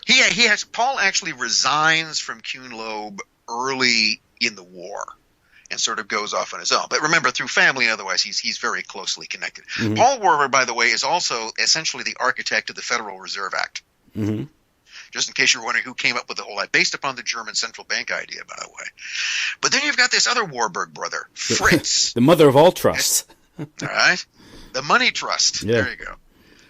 Fritz, who I said was doing, a while back, I said he was carrying on some financial and essentially confidential diplomatic intrigues for Germany in Stockholm, right next to where Parvis is doing business. In fact, they're constantly crossing over each other, and they had to have met each other. And one of the things that Fritz had been involved in Stockholm is meeting with Russian representatives, talking about plans for, potential for a separate peace. In other words, brother Fritz Warburg in Stockholm is the front man for trying to negotiate with any Russian factions that he can about getting Russia out of the war. That same sort of thing that so many people were now involved in. And I think there's a combination between his interest and Parvis's interests, and then you end up with this strange thing, this comment that it's Max who's in charge of German intelligence in Russia, and yet he's not in Russia. And at first I thought this must be a mistake. They must be talking about his brother Fritz, but then Fritz is mentioned elsewhere in the same report, and the person couldn't have gotten them confused. And this message, by the way, is from a Czech-American agent that Weizmann had sent there, a guy by the name of Vaska. And Emanuel Vaska was an experienced intelligence agent. His reports were, in all other respects, generally quite reliable. And maybe he got wrong information, but I think he's reporting what he heard. But what it suggests to me is that there's a larger nexus. The thing that I'm still interested in, and it's one of those aspects of this that I would really like to dig into more, is that I think that that Helpan Parvis's operation based in Copenhagen is not just parallel to this kind of Warburg operation, but they're the same thing because they're all working to the same purpose. And it was, from the German standpoint, or from almost, the money behind him. And it was probably Schiff's money. And that was one of those things which Trotsky could, I think that's what explains Trotsky's later alliance with Lenin. Because one of the things that happened in the course of 1917 is that Lenin's connections through Stockholm to the Germans were detected by the provisional government, the Russian provisional government's intelligence service. Mm-hmm. They got a hold of telegrams. And what was going on here is that money was being moved from Germany to banks in Copenhagen and in Stockholm, neutral Sweden and Denmark. And then those banks were sending out what appeared to be payments to various companies or transfers of money to other banks in Russia.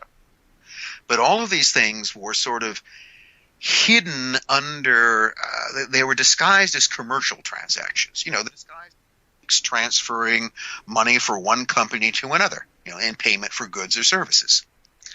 So if you didn't look at them that closely, this just looks like a series of relatively routine financial transactions involving payments from Stockholm and into Petrograd. It was only when you began to understand the people who were involved and their connections to the Bolshevik Party and to other factors that the pattern began to emerge. So the provisional government secret police had caught on to this. There wasn't much they could prove in anything, but they had detected this connection, and that the upshot of that was that Lenin and other key Bolsheviks, not Trotsky because he wasn't a Bolshevik yet, were charged with treason, essentially charged with having accepted money from the German enemy, and Lenin was compelled to flee from Petrograd and hide out in Finland for the next several months, and others were arrested. Actually, Trotsky's arrested when he decides he's going to declare himself a supporter of Lenin. Right? That's how he manages to get to force his arrest by suddenly going through this conversion. So one of the things, if you actually look at the money which is flowing into the Bolshevik coffers, even after these arrests, it never really slows down. And in fact, to some degree, increases. But because the German source had been detected, you needed to find other ways to do that wouldn't be detectable, and there were some perfectly good ways to do it.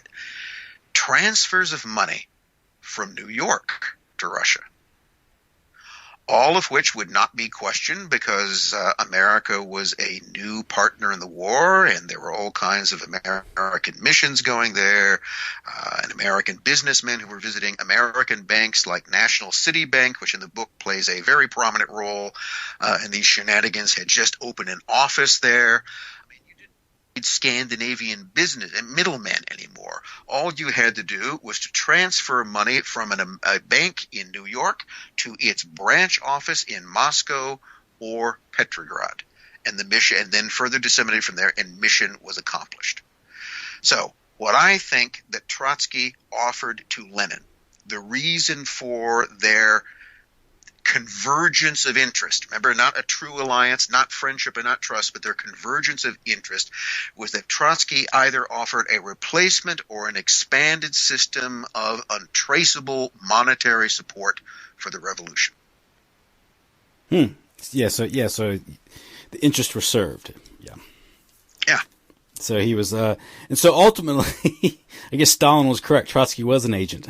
Well, and it comes back to this question: if somebody's wondering, well, was Trotsky working for the British or was Trotsky working for the Germans? The answer to that, it's never either or. Why not? Okay, remember what I said about that guy Basil Zaharoff, the arms merchant, became a billionaire? You never sell to just one side. Mm-hmm. Okay, you never stake everything with just one side. Trotsky wasn't going to stake his entire life and career and the future of the revolution on just what Weizmann could promise him or what Warburg could promise him. If both would promise him, he would take it. What were they going to do about it? Mm-hmm. Now, of course, the separate peace is achieved at Brest-Litovsk.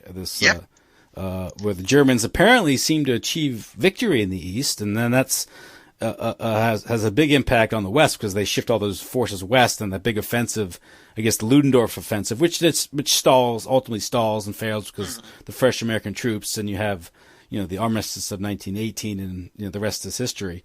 But you write in the book about all these missions going into Russia, and the interest we've seen the interest of the Germans, perhaps, and the British, in supporting Lenin and Trotsky and these things. Wall Street's interest, American interest, the business interest here. You write in the book about it goes under the cover of these various NGOs, like the American Red Cross was, There you go. Controlled by Wall Street, interestingly enough. You have Hoover's Mission, the American Relief Agency, these things. These proto-NGOs that we're all too familiar with now, serving the financial and geopolitical interest of Wall Street, of the United States, or business interest of the United States. Certainly, the typical American isn't benefiting from this at all. Well, the thing about what they're ostensibly serving, whether you were looking at the Red Cross, mm-hmm.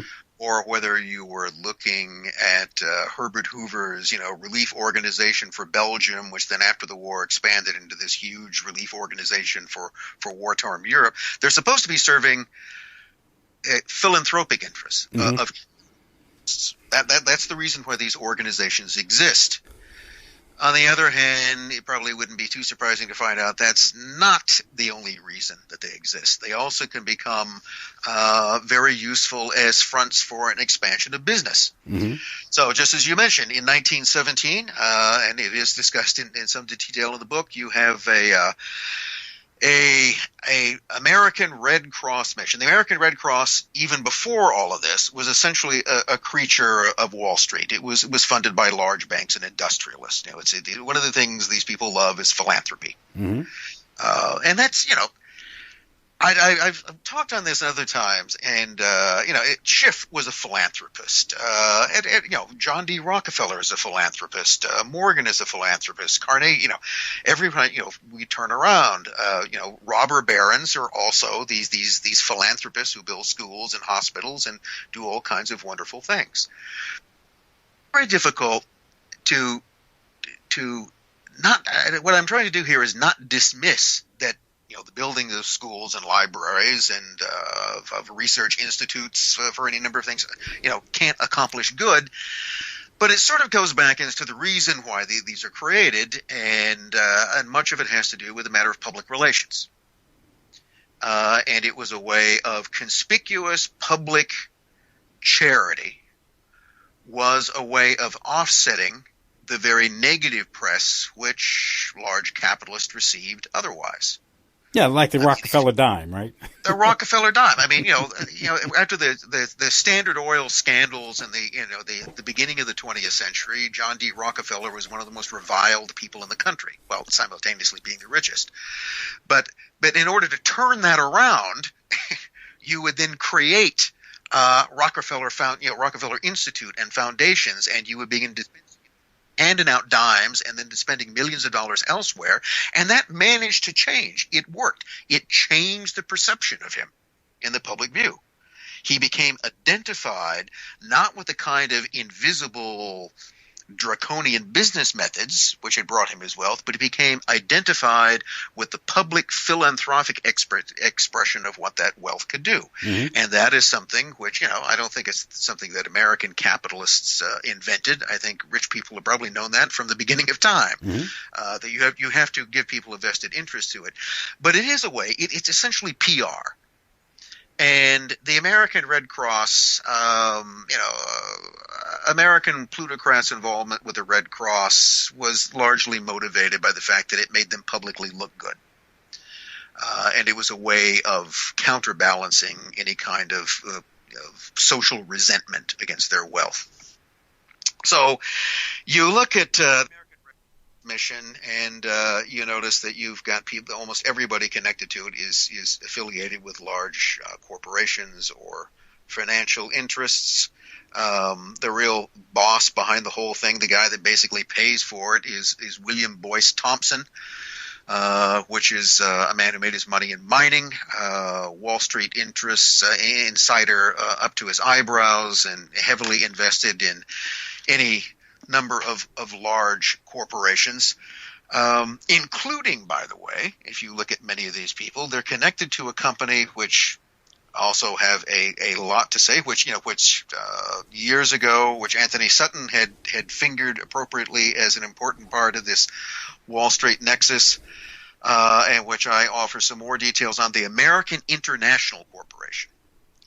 And the American International Corporation had been formed on Wall Street in 1915, basically to invest war profits, all the money that these corporations and banks were making on the European war, and they were going to join forces into a kind of giant consortium for investment around the world.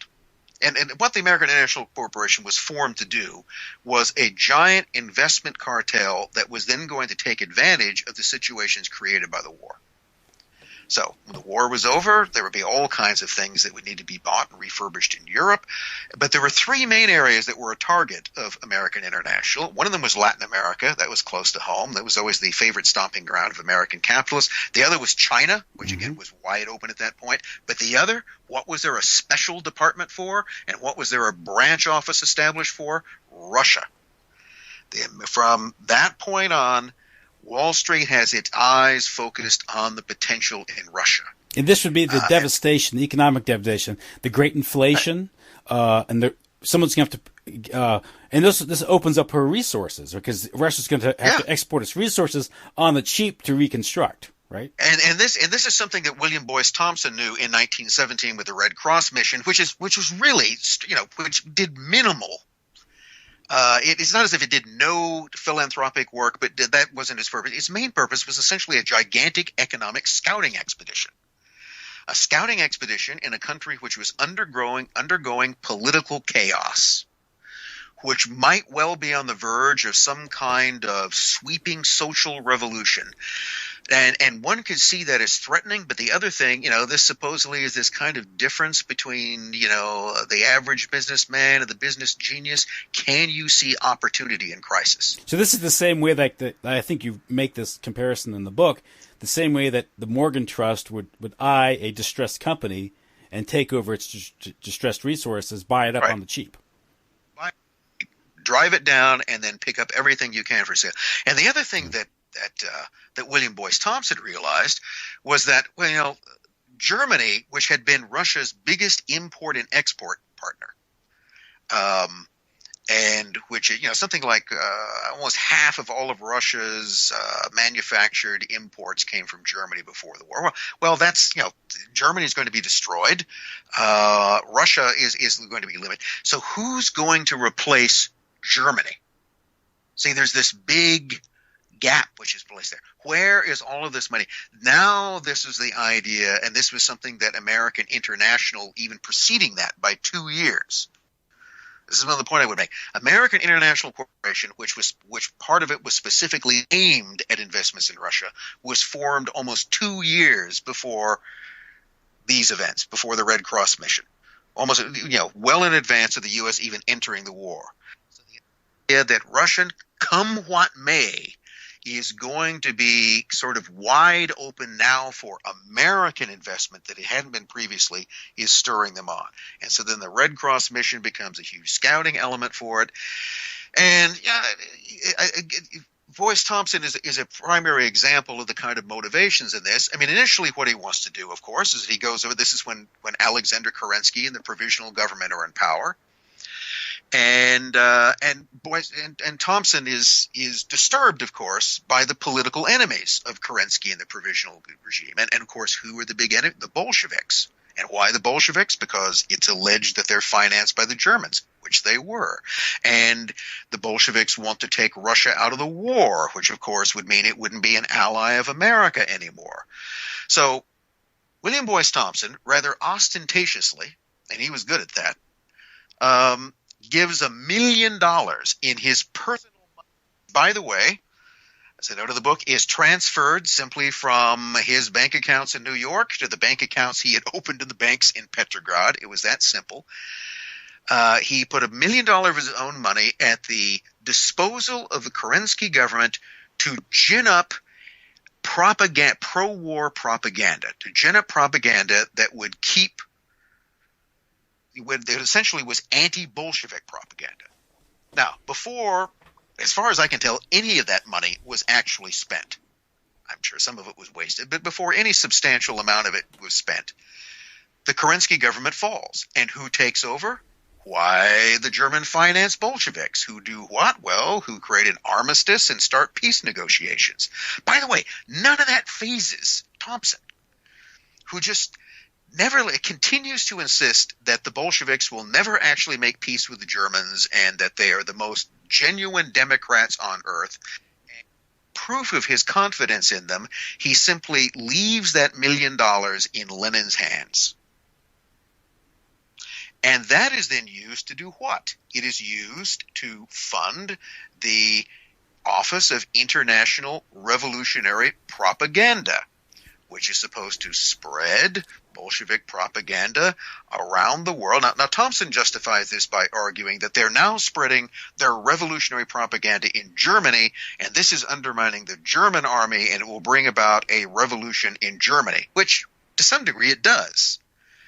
But this means that you have an American capitalist who gave $1 million of his own money one day to counter Bolshevism. But when the Bolsheviks are in charge, when they've taken over this company that you now want to bring into your cartel, he'll leave the money with them, and he'll justify their use of it in propaganda that, well, they're undermining the Germans, even though this might bring about a communist revolution, a Bolshevik-style revolution in Germany, but that doesn't concern him. It doesn't concern him because that's the politics aren't the issue.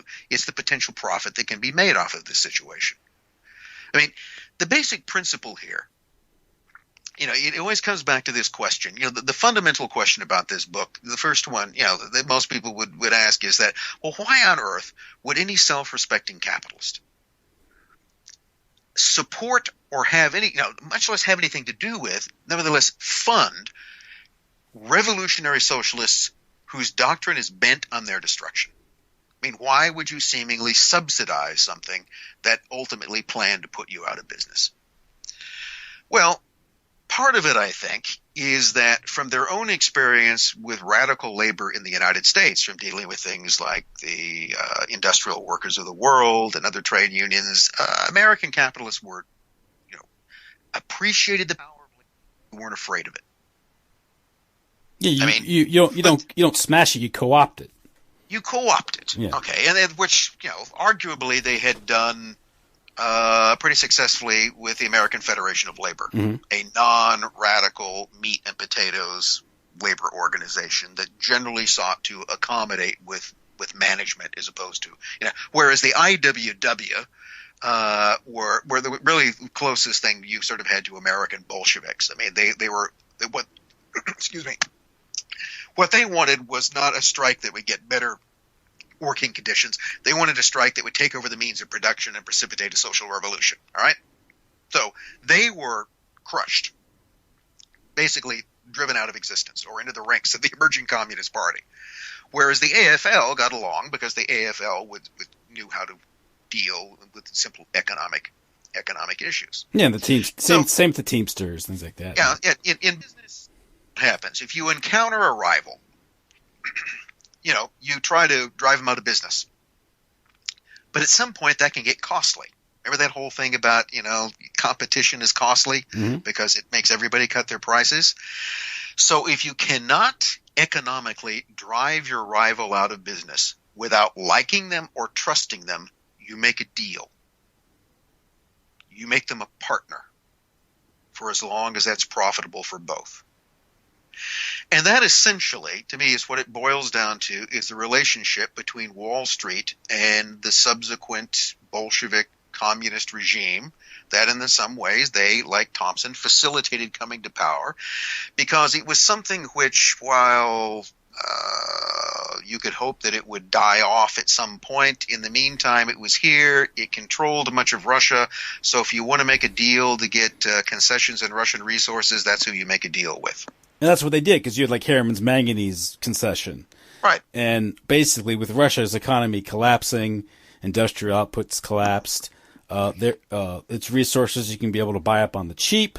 You can go in, arrange all these concessions, these long-term concessions, and make out like a bandit. The same thing, I think you make the point that they did the same thing in Germany, more or less, with the collapse of the banks, the inflation, and then they can go in on the cheap and get everything because the German currency is worthless. You can go in and buy everything on the cheap. Well, the Dawes Plan in 1924 was basically refinancing a new German currency on a huge American deposit of dollars.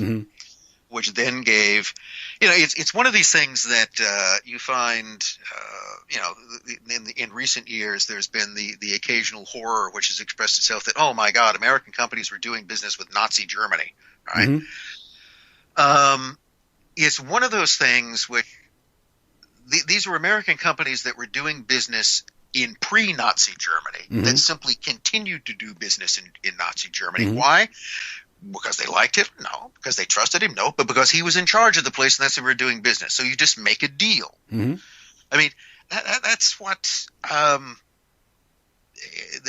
much of business about is I can't remember who said it, but that the real art of the deal in business is making agreements with people that you hate, and then sticking to them as best you can. That's you can't let these personal issues get involved. Well, this is why Ford is building a plant in to build trucks for the Soviet Union, and why I think was it General Motors who were building trucks and tanks in Germany, right under their subsidiary. And Ford as well. Yeah. Henry Ford, and these businessmen are cosmopolitan in the sense they're internationalists, and little things like wars and thousands of troops dying on the trenches or storming the beaches, well, that's part of the deal. It's part of the business plan. It's what Henry Ford is a fascinating example in this, because he's the one American capitalist you would look at and argue that, well, there's nothing terribly cosmopolitan about Henry Ford. No. He tends to give this idea, Henry Ford didn't trust bankers, especially Jewish bankers. And here's one of the things. In the 1920s, Ford will pick up the whole idea of an international Jewish financial conspiracy. He'll publicize the international Jew, which will repeat a lot of the protocols or use aspects of it. So here you've got Henry Ford, who for years becomes America's most publicly active anti-Semite and is proud of it. He'll kind of back away from it later on when he begins to costume sales. But simultaneously with that, Ford from the very beginning, and by the beginning I mean 1918, 1919, the first deal between Ford Motor Company and the new Soviet regime. Remember this regime which other people are simultaneously, which even people in Ford's organization is an example of Judeo-Bolshevism, that the Bolsheviks, that this is a Jewish revolution, and are railing against Jewish influence in America. Nevertheless, Ford, as early as 1919, is signing contracts to supply vehicles to the Soviets, and he will continue that throughout the 1920s and the 1930s. Ford doesn't just sell trucks in Russia. This is what Ford contributes to the Soviet Union, and why there should be a statue of him, or there should have been one to him. Ford licenses the production of the Fordson tractor, one of the most common basic tractors built in America, to be manufactured in USSR. And that's what the tractor factory in Stalingrad was made to build. There's a huge tractor factory. They're even the same company, Albert Kahn and Associates, who built Ford's big factories at River Rouge, built virtual duplicates of those, had their own office in Moscow, and constructed them there with Ford engineers that would go back and forth. Soviet engineers were brought over to Ford plants and trained there and picked up techniques. Stalin's collectivization, one of those things that is probably right considered is one of the most brutal policies under the Stalinist regime, was only made possible through Henry Ford by the licensing of the Fordson tractor. Because all of those thousands and thousands of tractors were to replace the peasant labor siphoned out of the agricultural economy and into the industrial economy. That's all collectivization was about. Collectivization was never intended to make Russian agriculture more productive. It was all about taking excess workers out of the agricultural economy and turning them into industrial laborers. And you needed factories to do that. So Henry Ford supplied Stalin with the tractors he needed for collectivization, and he provided Hitler with the trucks that he needed later to invade Russia. All right? So what's the common element in this? And it goes back to my basic answer as to, again, why capitalists and communists would cooperate, and it is for profit. Ford did it for a very simple reason. There's money in it. Lots of it. Mm-hmm. And, of course, you also point out Standard Oil's supplying the Luftwaffe the tetraethyl fuel for its airplanes, which, it's for profit, for business. And which is all it's about. I mean, that's why you go into business. It comes down to this idea, that what capitalism is I think it was explained to me once, is that capitalism isn't really, what the difference between, let's say, capitalism and just business is that it's not about the production or sale of any specific thing. It's not really about railroads or widgets. It's not really about automobiles. It's about creating more capital. The things that you build and sell or trade are all for the purpose of attaining the ultimate commodity, which is money. Capitalism produces more capital. How it manages to do that is relatively unimportant. The only thing that matters is how much additional wealth, how much additional capital is created. And politics or ideology is a tool in claiming more of that capital, of acquiring more of that capital. And in fact, it can be used as a tool. Ideologies are a technology or a weapon, a political weapon, and politics itself is subservient. The oligarchs, these plutocrats, see themselves, and they largely are correct. They are above politics. They're metapolitical. I think what they realize pretty quickly is that there aren't a lot of politicians that can't be bought one way or the other. Yeah. And if they can't be bought, what happens to them? Well, they all, I don't know. Just take the obvious example in American politics. If you want to run for any kind of major political office, you got to have big money donors. Mm-hmm. Okay. You're unlikely to do that on your own. And the mere fact that politics requires massive infusions of cash is the means which, you could see that. One of the things that I mentioned in the book is that Woodrow Wilson's election, certainly not the first, was really a kind of Wall Street decision as to where they were going to put their money.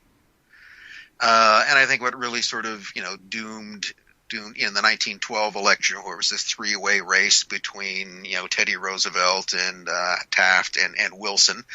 Wilson probably wouldn't have won against any of the other two, but he was certainly the preferred candidate of Wall Street. There was definitely a conspiracy or a plan afoot there, right? Because there was something going on. Why this academician? I guess he was governor of New Jersey at the time, but he's probably as good as one other one, but I think what the essential element is that the thing which is in the background of this and which Wilson brings in is the Federal Reserve Act. Yeah.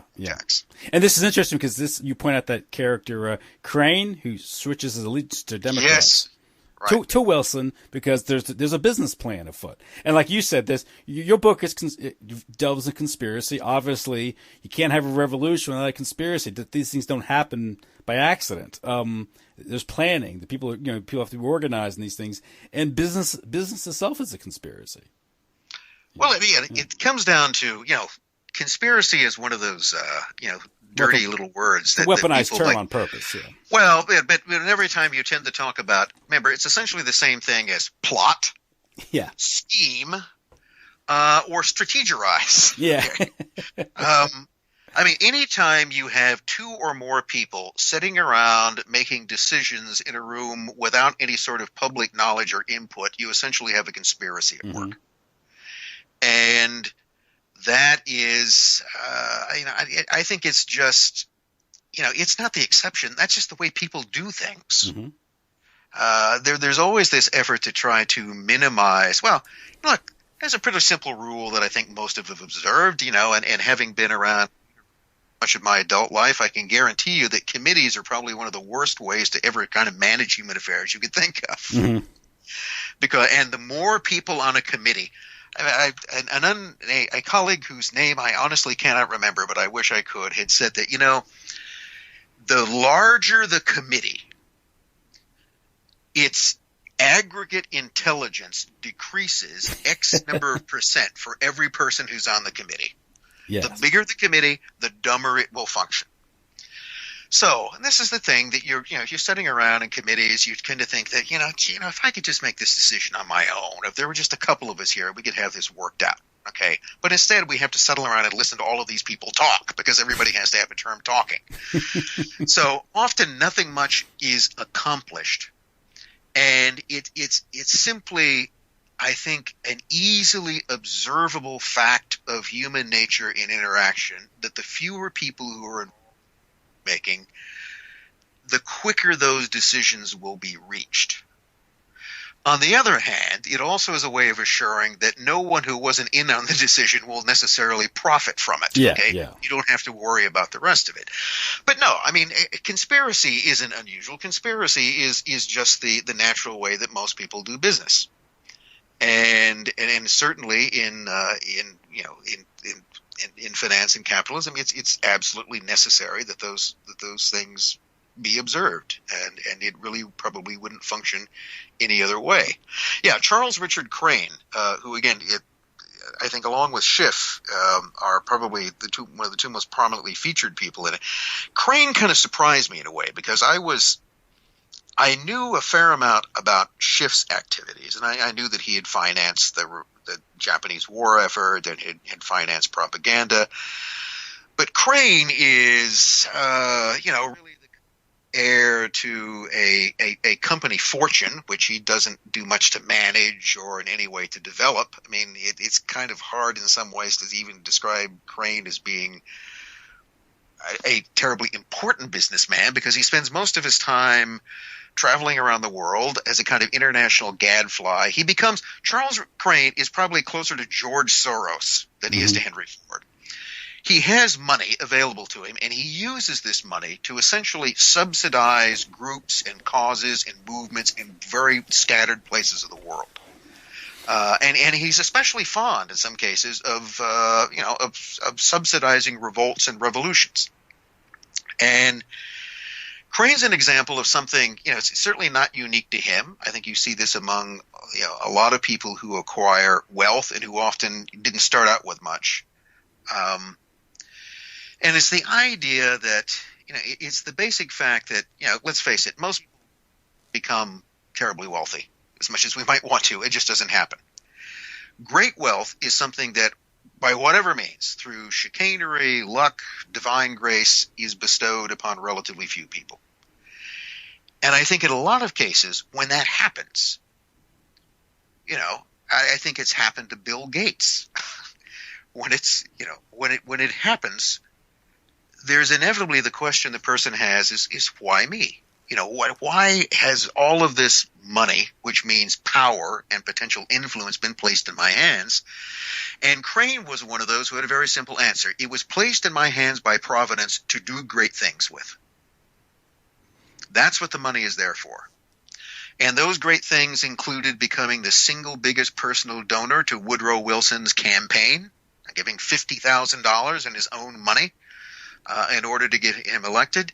It became his basis, his later dealings with Russia. Crane, philosophically detested the Bolsheviks. On the other hand, there were great things that could be done in cooperation with it. And that's something that one sees all through the book of Crane's constant effort to try to leverage his position in Russia. And this sort of dealing in Russia, it's kind of the rise of Stalin ends this phase, because Stalin sort of kicks he ends the concessions and starts these technical agreements, these things, and Russia is not going to be a source of raw materials. He's going to try to develop Russia, these things. I think you can see that in that one speech where he says, that we have to stop being simply a source of raw materials for Western capitalism, and we have to develop things on our own. So Stalin kind of, obviously I'm not an advocate of Stalin, but he kind of saw for what it was, didn't he? Or at least he let it out. He was kind of hinting what was going on here. Why would a capitalist support a Bolshevik? Well, because they're good for messing up the place and making everything cheap, right? Yeah, well, consider what, if you want to think about, what could possibly the subsidizing or even cooperation with the Bolsheviks achieve in a short period of time from 1918 through 1921, the Bolshevik regime, with help with civil war and blockade, had managed to completely run the Russian economy into the ground. Which was the objective. When we destroy the currency, render it valueless. And it also, and this I think is maybe the most important thing, it also voided ownership of everything. So it's like it's basically no holds barred, wild, wild west, so to speak. They're the only ones that they control everything. Before, if you went in, Russia was, actually had a kind of functioning capitalist economy, and there were businessmen and banks. And so previously, if you went in before 1917 and you wanted to do business there, you had to do business with the government, of course. And then you had to do business with the independent businessmen and banks and companies and the whole elements in Russian economic society. Under the Soviets, you only have to do business with the Soviet government. And and all they want is hard currency, money, right? All they want is hard currency, or they want they want your engineers to come in and rebuild the oil refineries for 50% of the profits. Whatever the deal might be. But Stalin, the concessions that came in, really beginning with Lenin in 21, they were actually granted. They actually sort of would create partnerships between foreign companies and the Soviet government, sharing profits, usually with the outside company coming in, bringing in expertise to, let's say, rebuild pipelines, refineries, and get them functioning, to get automobile plants or aircraft plants functioning, and then there would be a share of profits. Well, that's the thing. One, those actually never turned out to be as profitable as anybody thought they would. I think, again, the law of unintended consequences and of unseen costs there. But also the thing that, Stalin could see, and, whatever else Stalin was, all right, Stalin is a megalomaniac mass murderer, but he's also no fool. And he wouldn't have gotten to where he was. He would not have risen to the top of this gangster elite had he been one.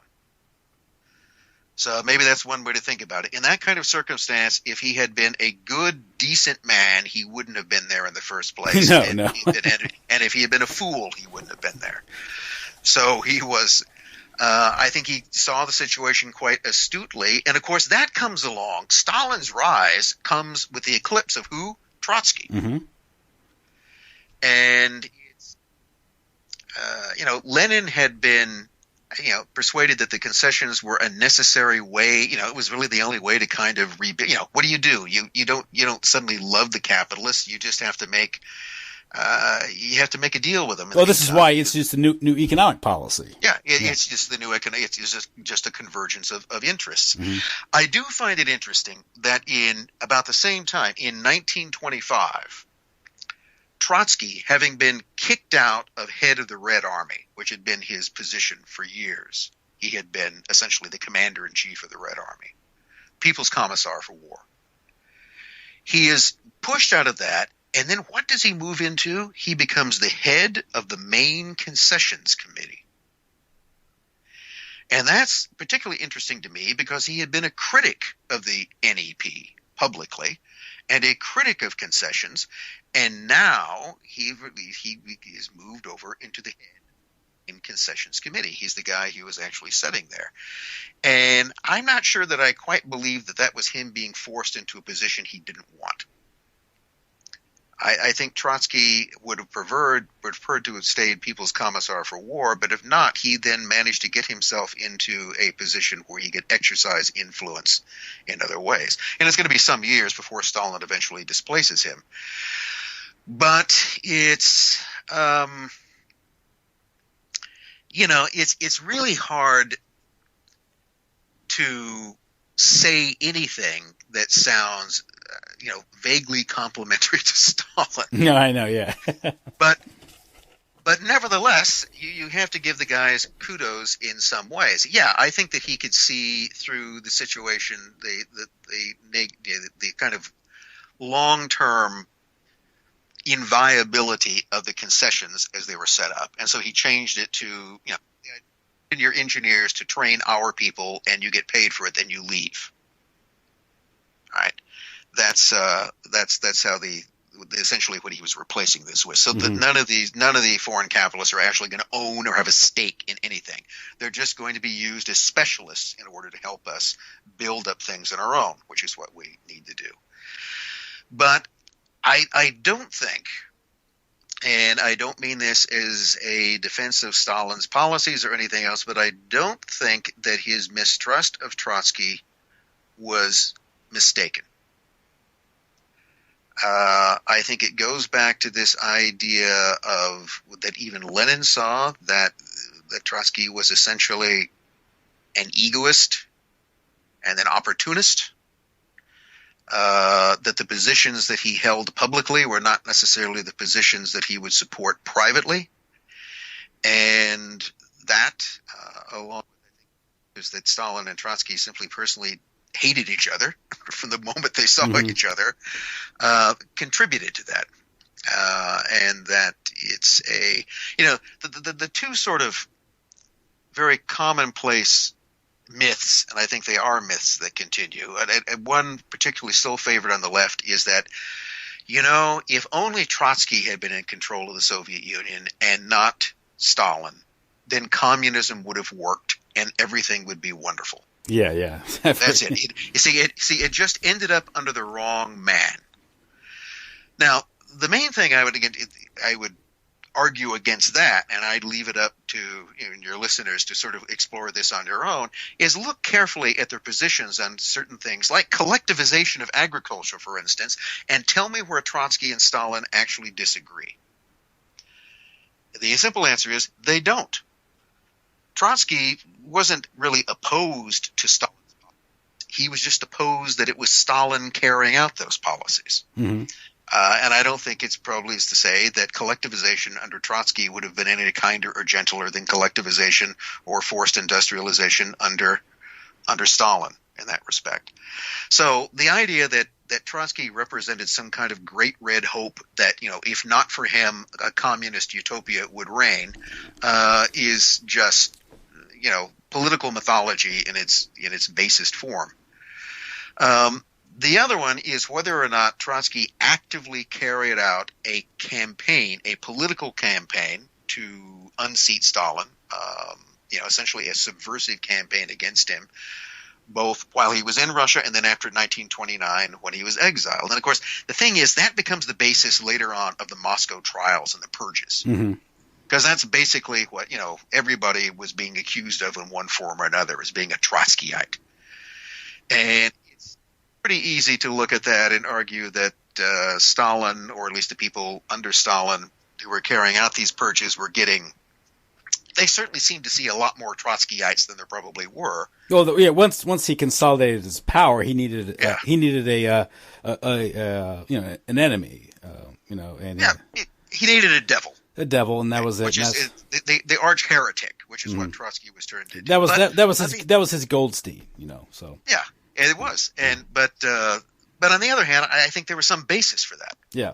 I don't know. I don't think that Trotsky and his adherents were necessarily. They certainly didn't scheme successfully, but they were quite determined. And it's one of the things that in terms of their organization and their hatred of Stalin and his regime, there was just about nothing that they wouldn't do. which again is why the situation was reversed. It would have been just as bloody. It would have just been, different. You've been a Stalinist opposed to a Trotskyist traitor. Yeah. But it's this thing, these doubts about Trotsky, which always hovered around him in the party, go again back legitimately all the way to 1917 and before. Mm-hmm.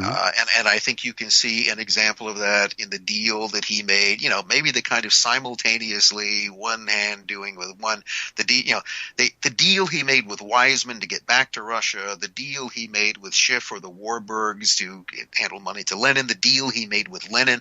All of these are simply ones that would advance his interests through dealing with people that he fundamentally didn't like or necessarily trust. Mm-hmm. And the fact he was such a traveler would have made him very suspicious in the eyes of someone like Stalin, just naturally because of who he was dealing with. And that's, later on in the Stalinist regime, if you indeed often went abroad or had exposure to foreigners, you could find yourself in the gulag very fast. Any connection, yeah. The essence there isn't what you could prove; it's what you suspected. Yeah, and that's the essence of his dictatorship, because that's how he solidified his rule.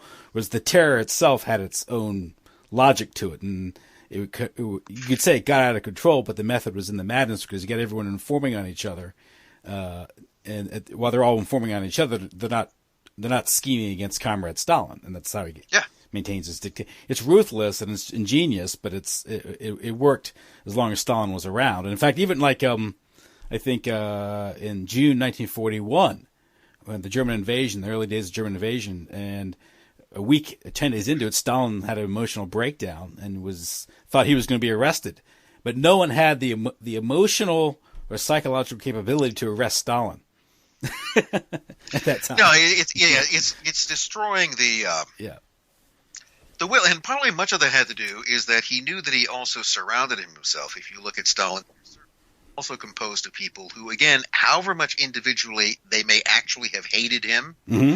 they hated each other just as much. Yeah. And so if we remove Conrad Stalin from a position of leadership, that means that we will all be fighting each other. And I'm not sure that anybody felt strong enough in order to come out. So one of the things that he did, his presence, his continued presence as leader, was one thing that preserved a kind of order mm-hmm. among thieves, for lack of any. And he was always better. He was much better at bureaucratic politics than Trotsky. And Trotsky was, Trotsky always had to be the smartest man in the room, and Stalin reportedly was always the quiet intriguer, putting his people in right position. So when he was able to maneuver against Zinoviev, Kamenev, Bukharin, or Trotsky, he has people in the right place. He was able to shuffle them off eventually, and get them all shot, or a shovel in the head in Mexico or something. But he was a far better politician.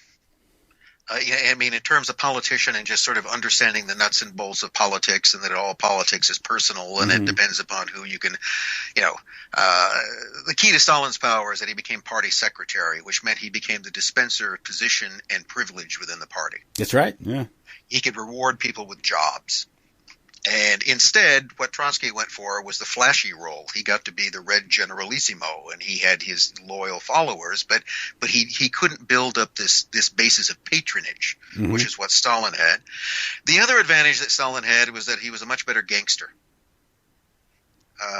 Stalin is both an astute politician, and he is a very astute criminal.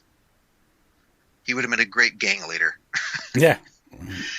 Which means, I don't know, maybe what just tells us that the difference between an astute politician and an astute criminal is very slight, or semantic. Yeah. The latter. Yeah, you're dispensing other people's money and taking the credit for it. Yeah. So, but your book's it's a great book because it obviously, we hear the intrigues of the Russian Revolution, and those familiar with Anthony Sutton's work are, know that, at least from the narrative of the Cold War, or the narrative of the Second World War, we look at these things where Wall Street's supporting Hitler, Wall Street's supporting the Bolsheviks, and these things, these enemies. But these are long-standing business interests, and these are also that you have multiple interests that don't necessarily conflict, but they have different agendas. Like, for example, you have Jacob Schiff, who may have sort of an ethno-religious vendetta against Russia because he's Jewish, but he's also German. He's also a financier. Then when once the the Tsar is deposed in March 1917, his German, and also because of the politics, that America's entering the war, he's no longer so much pro-German anymore. No, he can't be pro-German at all. He now has to be the most American guy on the planet. And at the same time, you have the Wall Street interests. They've been eyeing Russia for a long time to keep it from developing, keep it weak, so they can go in and exploit this emerging market as they saw it. And you say in your book, it's kind of funny because as you close the book, you talk about what happened to Russia and what happened to Germany. It's sort of, I guess Naomi Klein might call it disaster capitalism or something. Another term that that describes this stuff, or economic hitman model. These things that Perkins talks about. So these are all proto examples of these things that we've all come to be very familiar with in the latter half of the 20th century and the early 21st century. But you talk about what they did to Russia, and of course the 20th century ended with what? Right. Well, here we are again. Mm-hmm. Right. What's going on now? What happened in the 90s and what's going on now? Yeah. So. Well, and then basically, apparently, you had the fall of the Soviet Union, and then what appeared to have, as it was generally put here, Russia under the control of a kind of benign American-supported buffoon, Boris Yeltsin, who wasn't quite as much a buffoon as a lot of people thought he was. And the country was, in the early 90s. Again, the currency generally collapsed. Much of the economy collapsed. All kinds of American experts and others flooded in to advise them. Some of that advice was taken. Much of it was probably wisely ignored. But what I think happened then was that a second effort to try to essentially capture Russia, to turn it into back into what Stalin talked about, an appendage of Western capitalism. Mm-hmm. Failed, but that battle is still going on, and really, I think that's to me is pretty clearly what's behind the recent and the sanctions and finding some other reason to slap them on there is all to place economic pressure to try to bring Russia around to be part of this, for lack of a better term, global economic system that controls much of the rest of the world. Well, it's funny.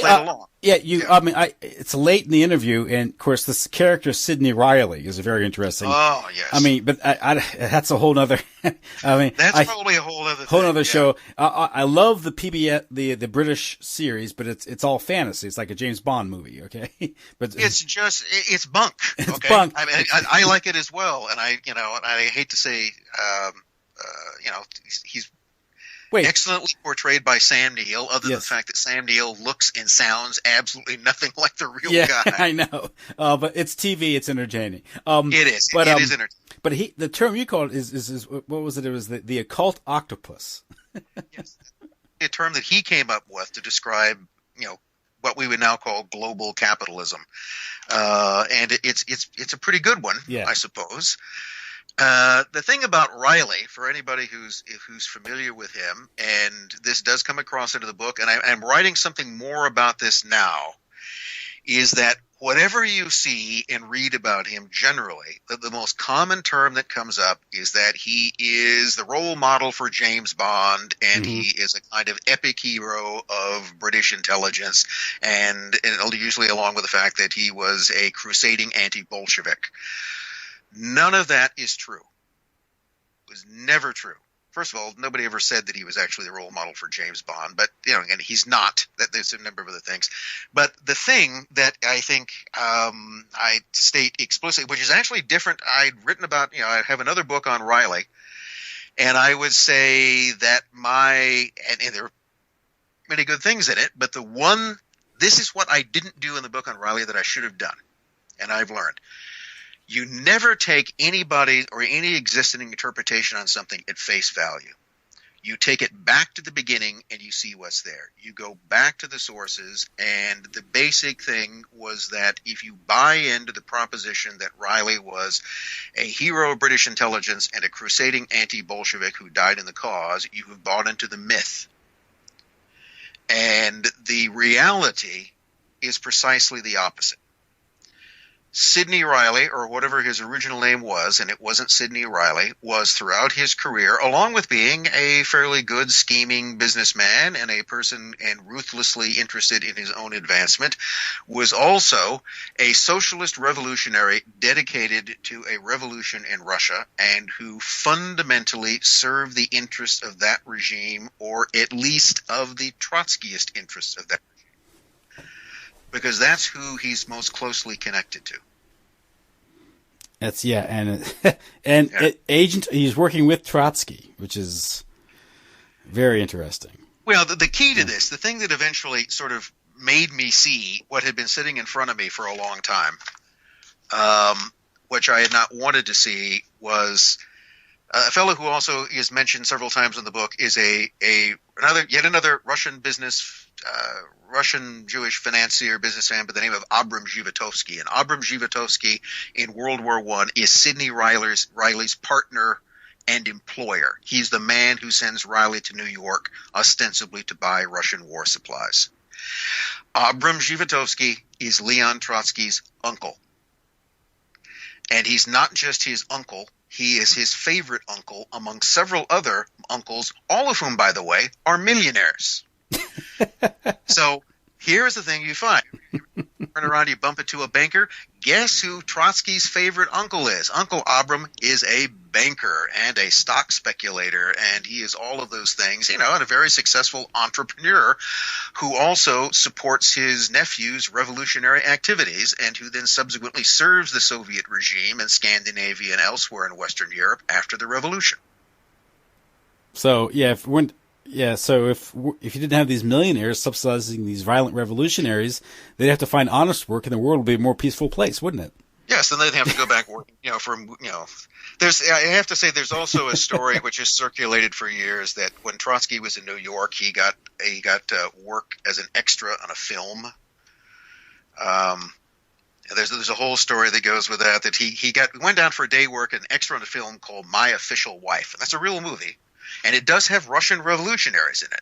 That's funny. And that he was one of them, and that apparently he impressed someone and they offered him a contract to go with him to Hollywood. So the idea was, that if the Tsar hadn't fallen when he did, or if Weizmann hadn't given him the papers to get back, that Trotsky would have gone to Hollywood, risen to become a movie mogul, and it would be Metro Trotsky mayor.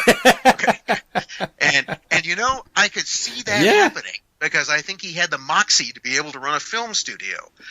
But I almost regret to say that the story is not true, because the movie came out before he ever got in the country, and he has nothing to do with it, and it's just another one of those, nice little stories that I think people carried on because they wished it was true, which it wasn't. Now, I have to ask you this before we close it out, because you do mention him in the book. And when you're talking about the law of unintended consequences of someone like a Schiff or Crane or Morgan, these going in and they're stirring up trouble, they're fomenting revolution to vindicate some sort of ethnic vendetta or to achieve a business plan or some geopolitical strategy, and it's unintended consequences. You can't control the situation. The situation is too dynamic, uncontrollable. But then you try to get back in and wrest control of it again and manipulate it for your purposes. I can see all that. But you do mention Carroll Quigley in your book.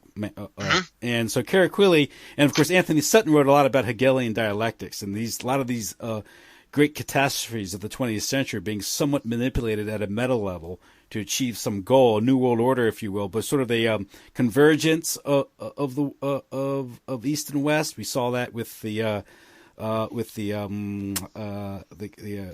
committee hearing investigations of the foundations in the middle part of the 20th century, fomenting these wars. The Carnegie Endowment for Peace being utilized for this purpose of getting the United States into war to fundamentally change society and ultimately bring some sort of fusion between East and West. That isn't to say they'll ever achieve it, but Quigley himself spoke about a false left-right dialectic and sort of the powers of financial capitalism using the banking system, the finances, to remold the world and sort of manipulate these conflicts, create these conflicts, and fund both sides. What's your opinion on that? To what extent are these things controlled, manipulated, And to what extent is it just history unfolding, in your opinion? Well, I guess what it boils down to is there an Illuminati? Yeah. Because it's kind of saying the same. Yeah. I think I can certainly see that someone would try that. I think that's been tried. Mm-hmm. And I think ideas like that, if you look at Crane's activities, I think that he has aspired. I think two things are working here. One is this desire among those of wealth and power, those of interest to combine. Remember the tendency to eliminate competition mm-hmm. and to either overwhelm or bring in. And when people are talking about a global financed world order, what you're talking about is just the turning of the world into a gigantic financial based cartel. Mm-hmm. All political systems are a part of that. And you could have different forms. You could have the North Koreas or Cubas or China existing. I mean, China is a great example. China is nominally a communist regime. Mm-hmm. In fact, it's still, which nevertheless functions wholeheartedly in the world capitalist landscape. Yeah, it's a Rockefeller wet dream. Right. It's there. And so I think, maybe what didn't work in Russia somehow sort of worked in China. You've got the one party state in control, mm-hmm. and yet nevertheless they do business with everybody. And, they're just a gigantic, the biggest example of state capitalism or state-supported capitalism that you can find. So there's a logic to that, which mm-hmm. would, the logic of this idea of, for lack of a better term, a world order based around finance capital. The idea being is that, capital, again, money and the power through money is the one, it's the common element in all of these things. Mm-hmm. It's something that everyone, whether you're revolutionary socialists or whether you're monarchists, understand and respond to. Mm-hmm. Everyone understands and responds to money. So you can't sell people on an ideology. You can't necessarily sell them all religion, but you can sell them all on money. And then whoever controls that controls everything else. The rest of it becomes irrelevant. So would it be logical? Would it simply make sense that there are people who pursue that agenda, doing what Quigley's describing? And again, I don't think, Quigley could have gotten things wrong, but I don't think he's making things up. I think he's talking about the Rhodes-Milner group. They existed. This is their plan. Do those plans? Here's the thing: they're working to that end. They may have gotten closer to it, but it never quite coalesces. Like the Russian Revolution, right? Like the Russian Revolution. Okay, interesting. And I think part of it has to do with the just the law of unintended consequences. Mm-hmm. There are too many things to manage. And ultimately, there are always two forces within these groups. They're never entirely – if you have a global elite, keep in mind you've got an alliance between people who probably for the most part don't like or trust each other. And it's the same thing that we've seen before. And so there's always this force which is drawing them together out of practicality, but then there are those elements of dislike and distrust and temporary mutual advantage that draw them apart. It never quite coalesces. It doesn't solidify. This is like the Five Families of New York or something. Right. Yeah, again, the mafia gets along to the point that they get along until they don't.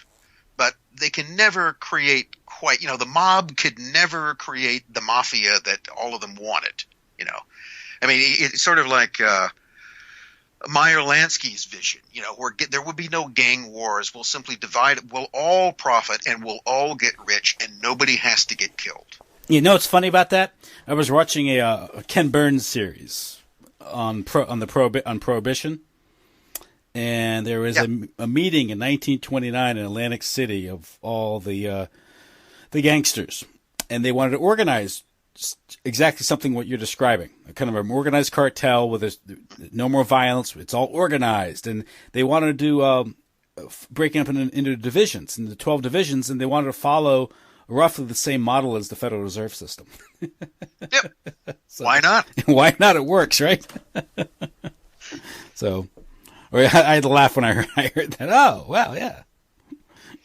Makes an eerie kind of sense, though, doesn't it? Yes. So that's so basically, from the standpoint of political science, or the standpoint of understanding what's really going on, obviously we don't have to give into sort of these lurid conspiracies about Illuminati's secret organizations, but they do exist. I mean, secret organizations do exist. We have intelligence agencies, we have secret meetings, we have, occulted financial systems, alchemy. I mean, that's what Soros calls it, the alchemy of finance. Well, all that's very occulted, and it's all very conspiratorial. If you don't think it's conspiratorial, look what happened in 2008. So, it's the reality is it's there. It's a question of finding the right terms and understanding it, because it's very easy when you start talking about these well-organized elite interests being written off as a crackpot or conspiracy theorist, which is a weaponized term in and of itself, right there. So, well, that's a way of sort of not having the argument by simply dismissing the whole basis of it as being absurd. And again, that goes back to this idea that,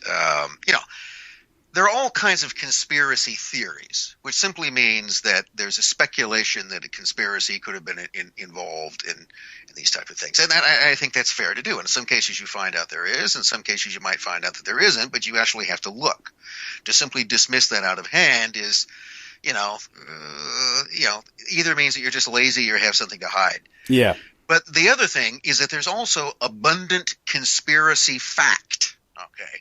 History is full of that. These are things where groups of people, for one reason or another, for assassinations, monetary gain, political power, whatever it was, did indeed plot, scheme, strategize, conspire with each other to achieve those goals.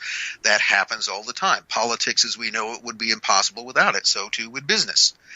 So there's nothing to dirty business is the rule, I suppose, if you want to use that term, or that it's simply business as usual. I think the thing about this kind of global groups or people who see themselves as global power, and then again you get this factor I mentioned of where the reason if you have money and power, this is because God gave it to you to do some great thing. Yeah. And that's one of those things from which very good things can come or very terrible things can come. Yes. Because everybody thinks they're on a mission from God when they do that. Hitler, in his own way, thought he was on a mission from God. Stalin thought he was on a mission from God. And when you get these kind of justifications, it's the damage.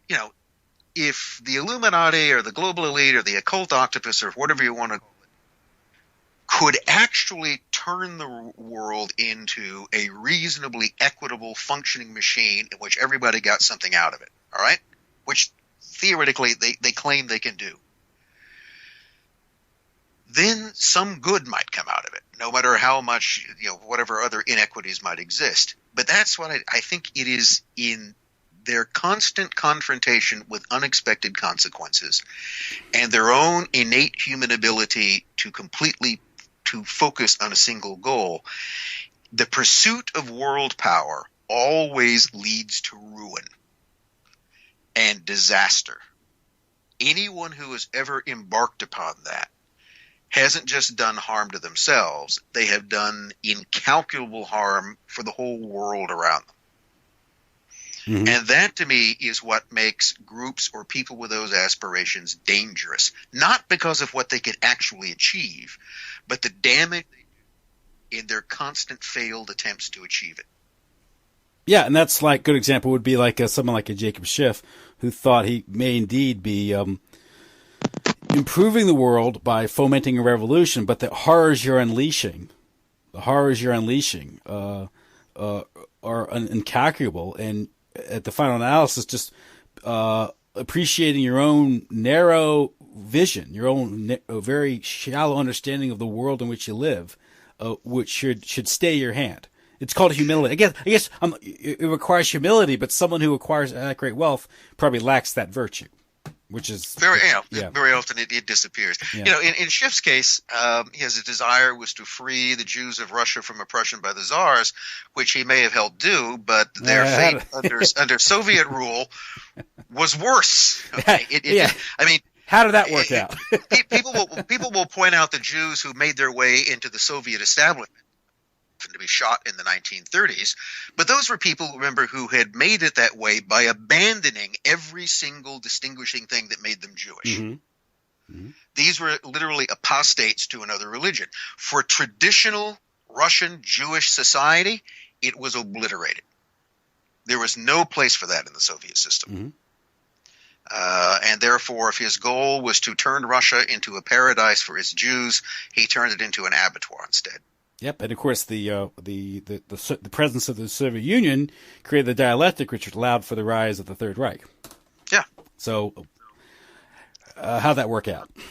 So, anyway, well, listen, Professor Spence, I want to thank you for coming on the show. Anything else before I let you go? I mean, I think just anybody who's really interested in it, anyone who's read Sutton's book, I think you're going to find mine is my book. I would emphasize is not an argument against Sutton. I correct a few places where I think for the information he had went off in the wrong direction, but it is a great expansion of that issue. If you're interested in things that, it's not just the Russian Revolution, as we've mentioned here, you will see a template in what happens here for what is going on today. And it's also, I think, a wonderful explanation of perhaps of the of what's going on today, whether it's the New World Order, these the globalist conspiracies, the attempt to impose a globalist monoculture on the world. From the Anglo-American Empire, the Anglo-American Zio Empire, because it stems from all the stuff that was occurring in the early part of the 20th century. The financial factions, whether it's the Jewish faction, the WASP Wall Street faction, the British Empire, the rise of the American Empire, and these things. So it's a wonderful book. I greatly Thank you. I heartily recommend it for people to read. It is it's an expansion and elaboration on the groundbreaking work that Anthony Sutton did in the 1970s, and so. It's a great book. That's Wall Street and the Russian Revolution, 1905 to 1925. Of course, one of your other books is Secret Agent 666, Aleister Crowley, British Intelligence and the Occult. And that's another character, again, which brings so much... Another guy, which are perhaps a time for another discussion. So, sure. Listen, so to follow your work, do you have a website or anything, or... I have a website through the University of Idaho. Okay. That has some of my stuff on. I'm going to create one of my own here at some point, which I've been, dragging my feet, being the Luddite I am, trying to do. But I hope to have that up before too long. But anyone interested in, looking at my CV, other things that I've published, if you go to the University of Idaho, Department of History, or just University of Idaho and my name, it'll take you there, and that's fairly up to date. I guess the only other thing I add to that I mentioned the biography of Reilly. That's called Trust No One, The Secret World of Sidney Reilly. And so you can look at that as well. Excellent. All right. Well, listen, thanks. I'll have this up probably in a day or so, and I'll send you the link. Thank you for being so patient with my technical difficulties. Right. So. Well, I hope Skype improves. Yeah. There we go. It was a rough night. It's been pretty good for the rest of the show. After the third call, it came out. It was pretty clear. So we count ourselves lucky in that regard. So listen, thanks a lot. I'll wish you good night, and take care. All right. Bye-bye. Bye-bye.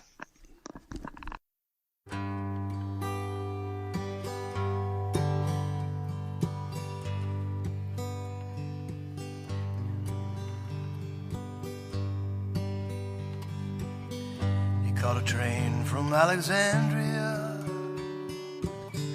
just a broken man in flight, and running scared with all his devils,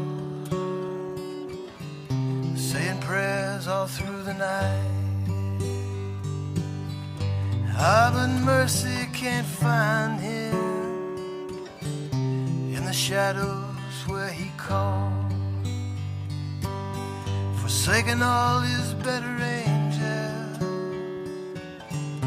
That's how every empire falls.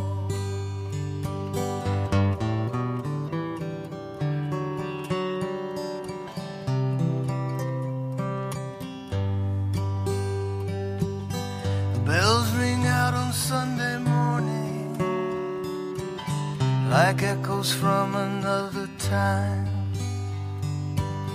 and all our innocence and yearning, sense of wonder left behind. Oh, gentle hearts, remember was that story, is it lost? For when religion loses vision, that's how every empire falls.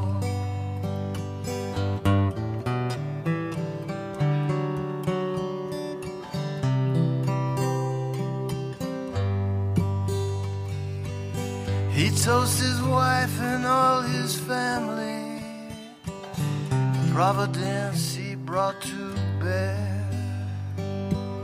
They raise their glasses in his honor, although this union they don't share. A man who lives among them, still a stranger to them all. For when the heart is never open, that's how every empire falls.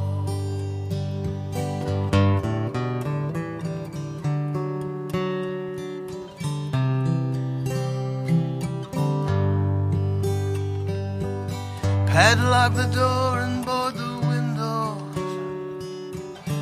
and put the people in the street. It's just my job, he says, I'm sorry, and draws a check and goes home to eat.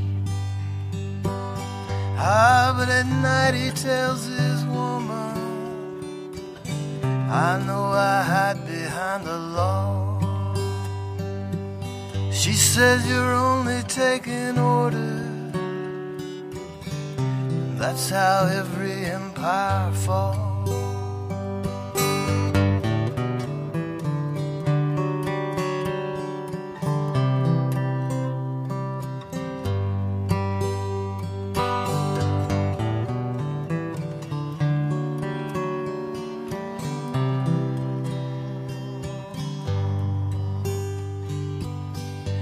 Bitter wind blows through the country, and a hard rain falls on the sea.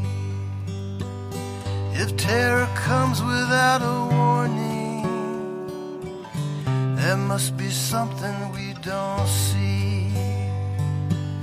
What fire begets is fire, like torches thrown into the straw. If no one asked, then no one answered, and that's how every empire falls.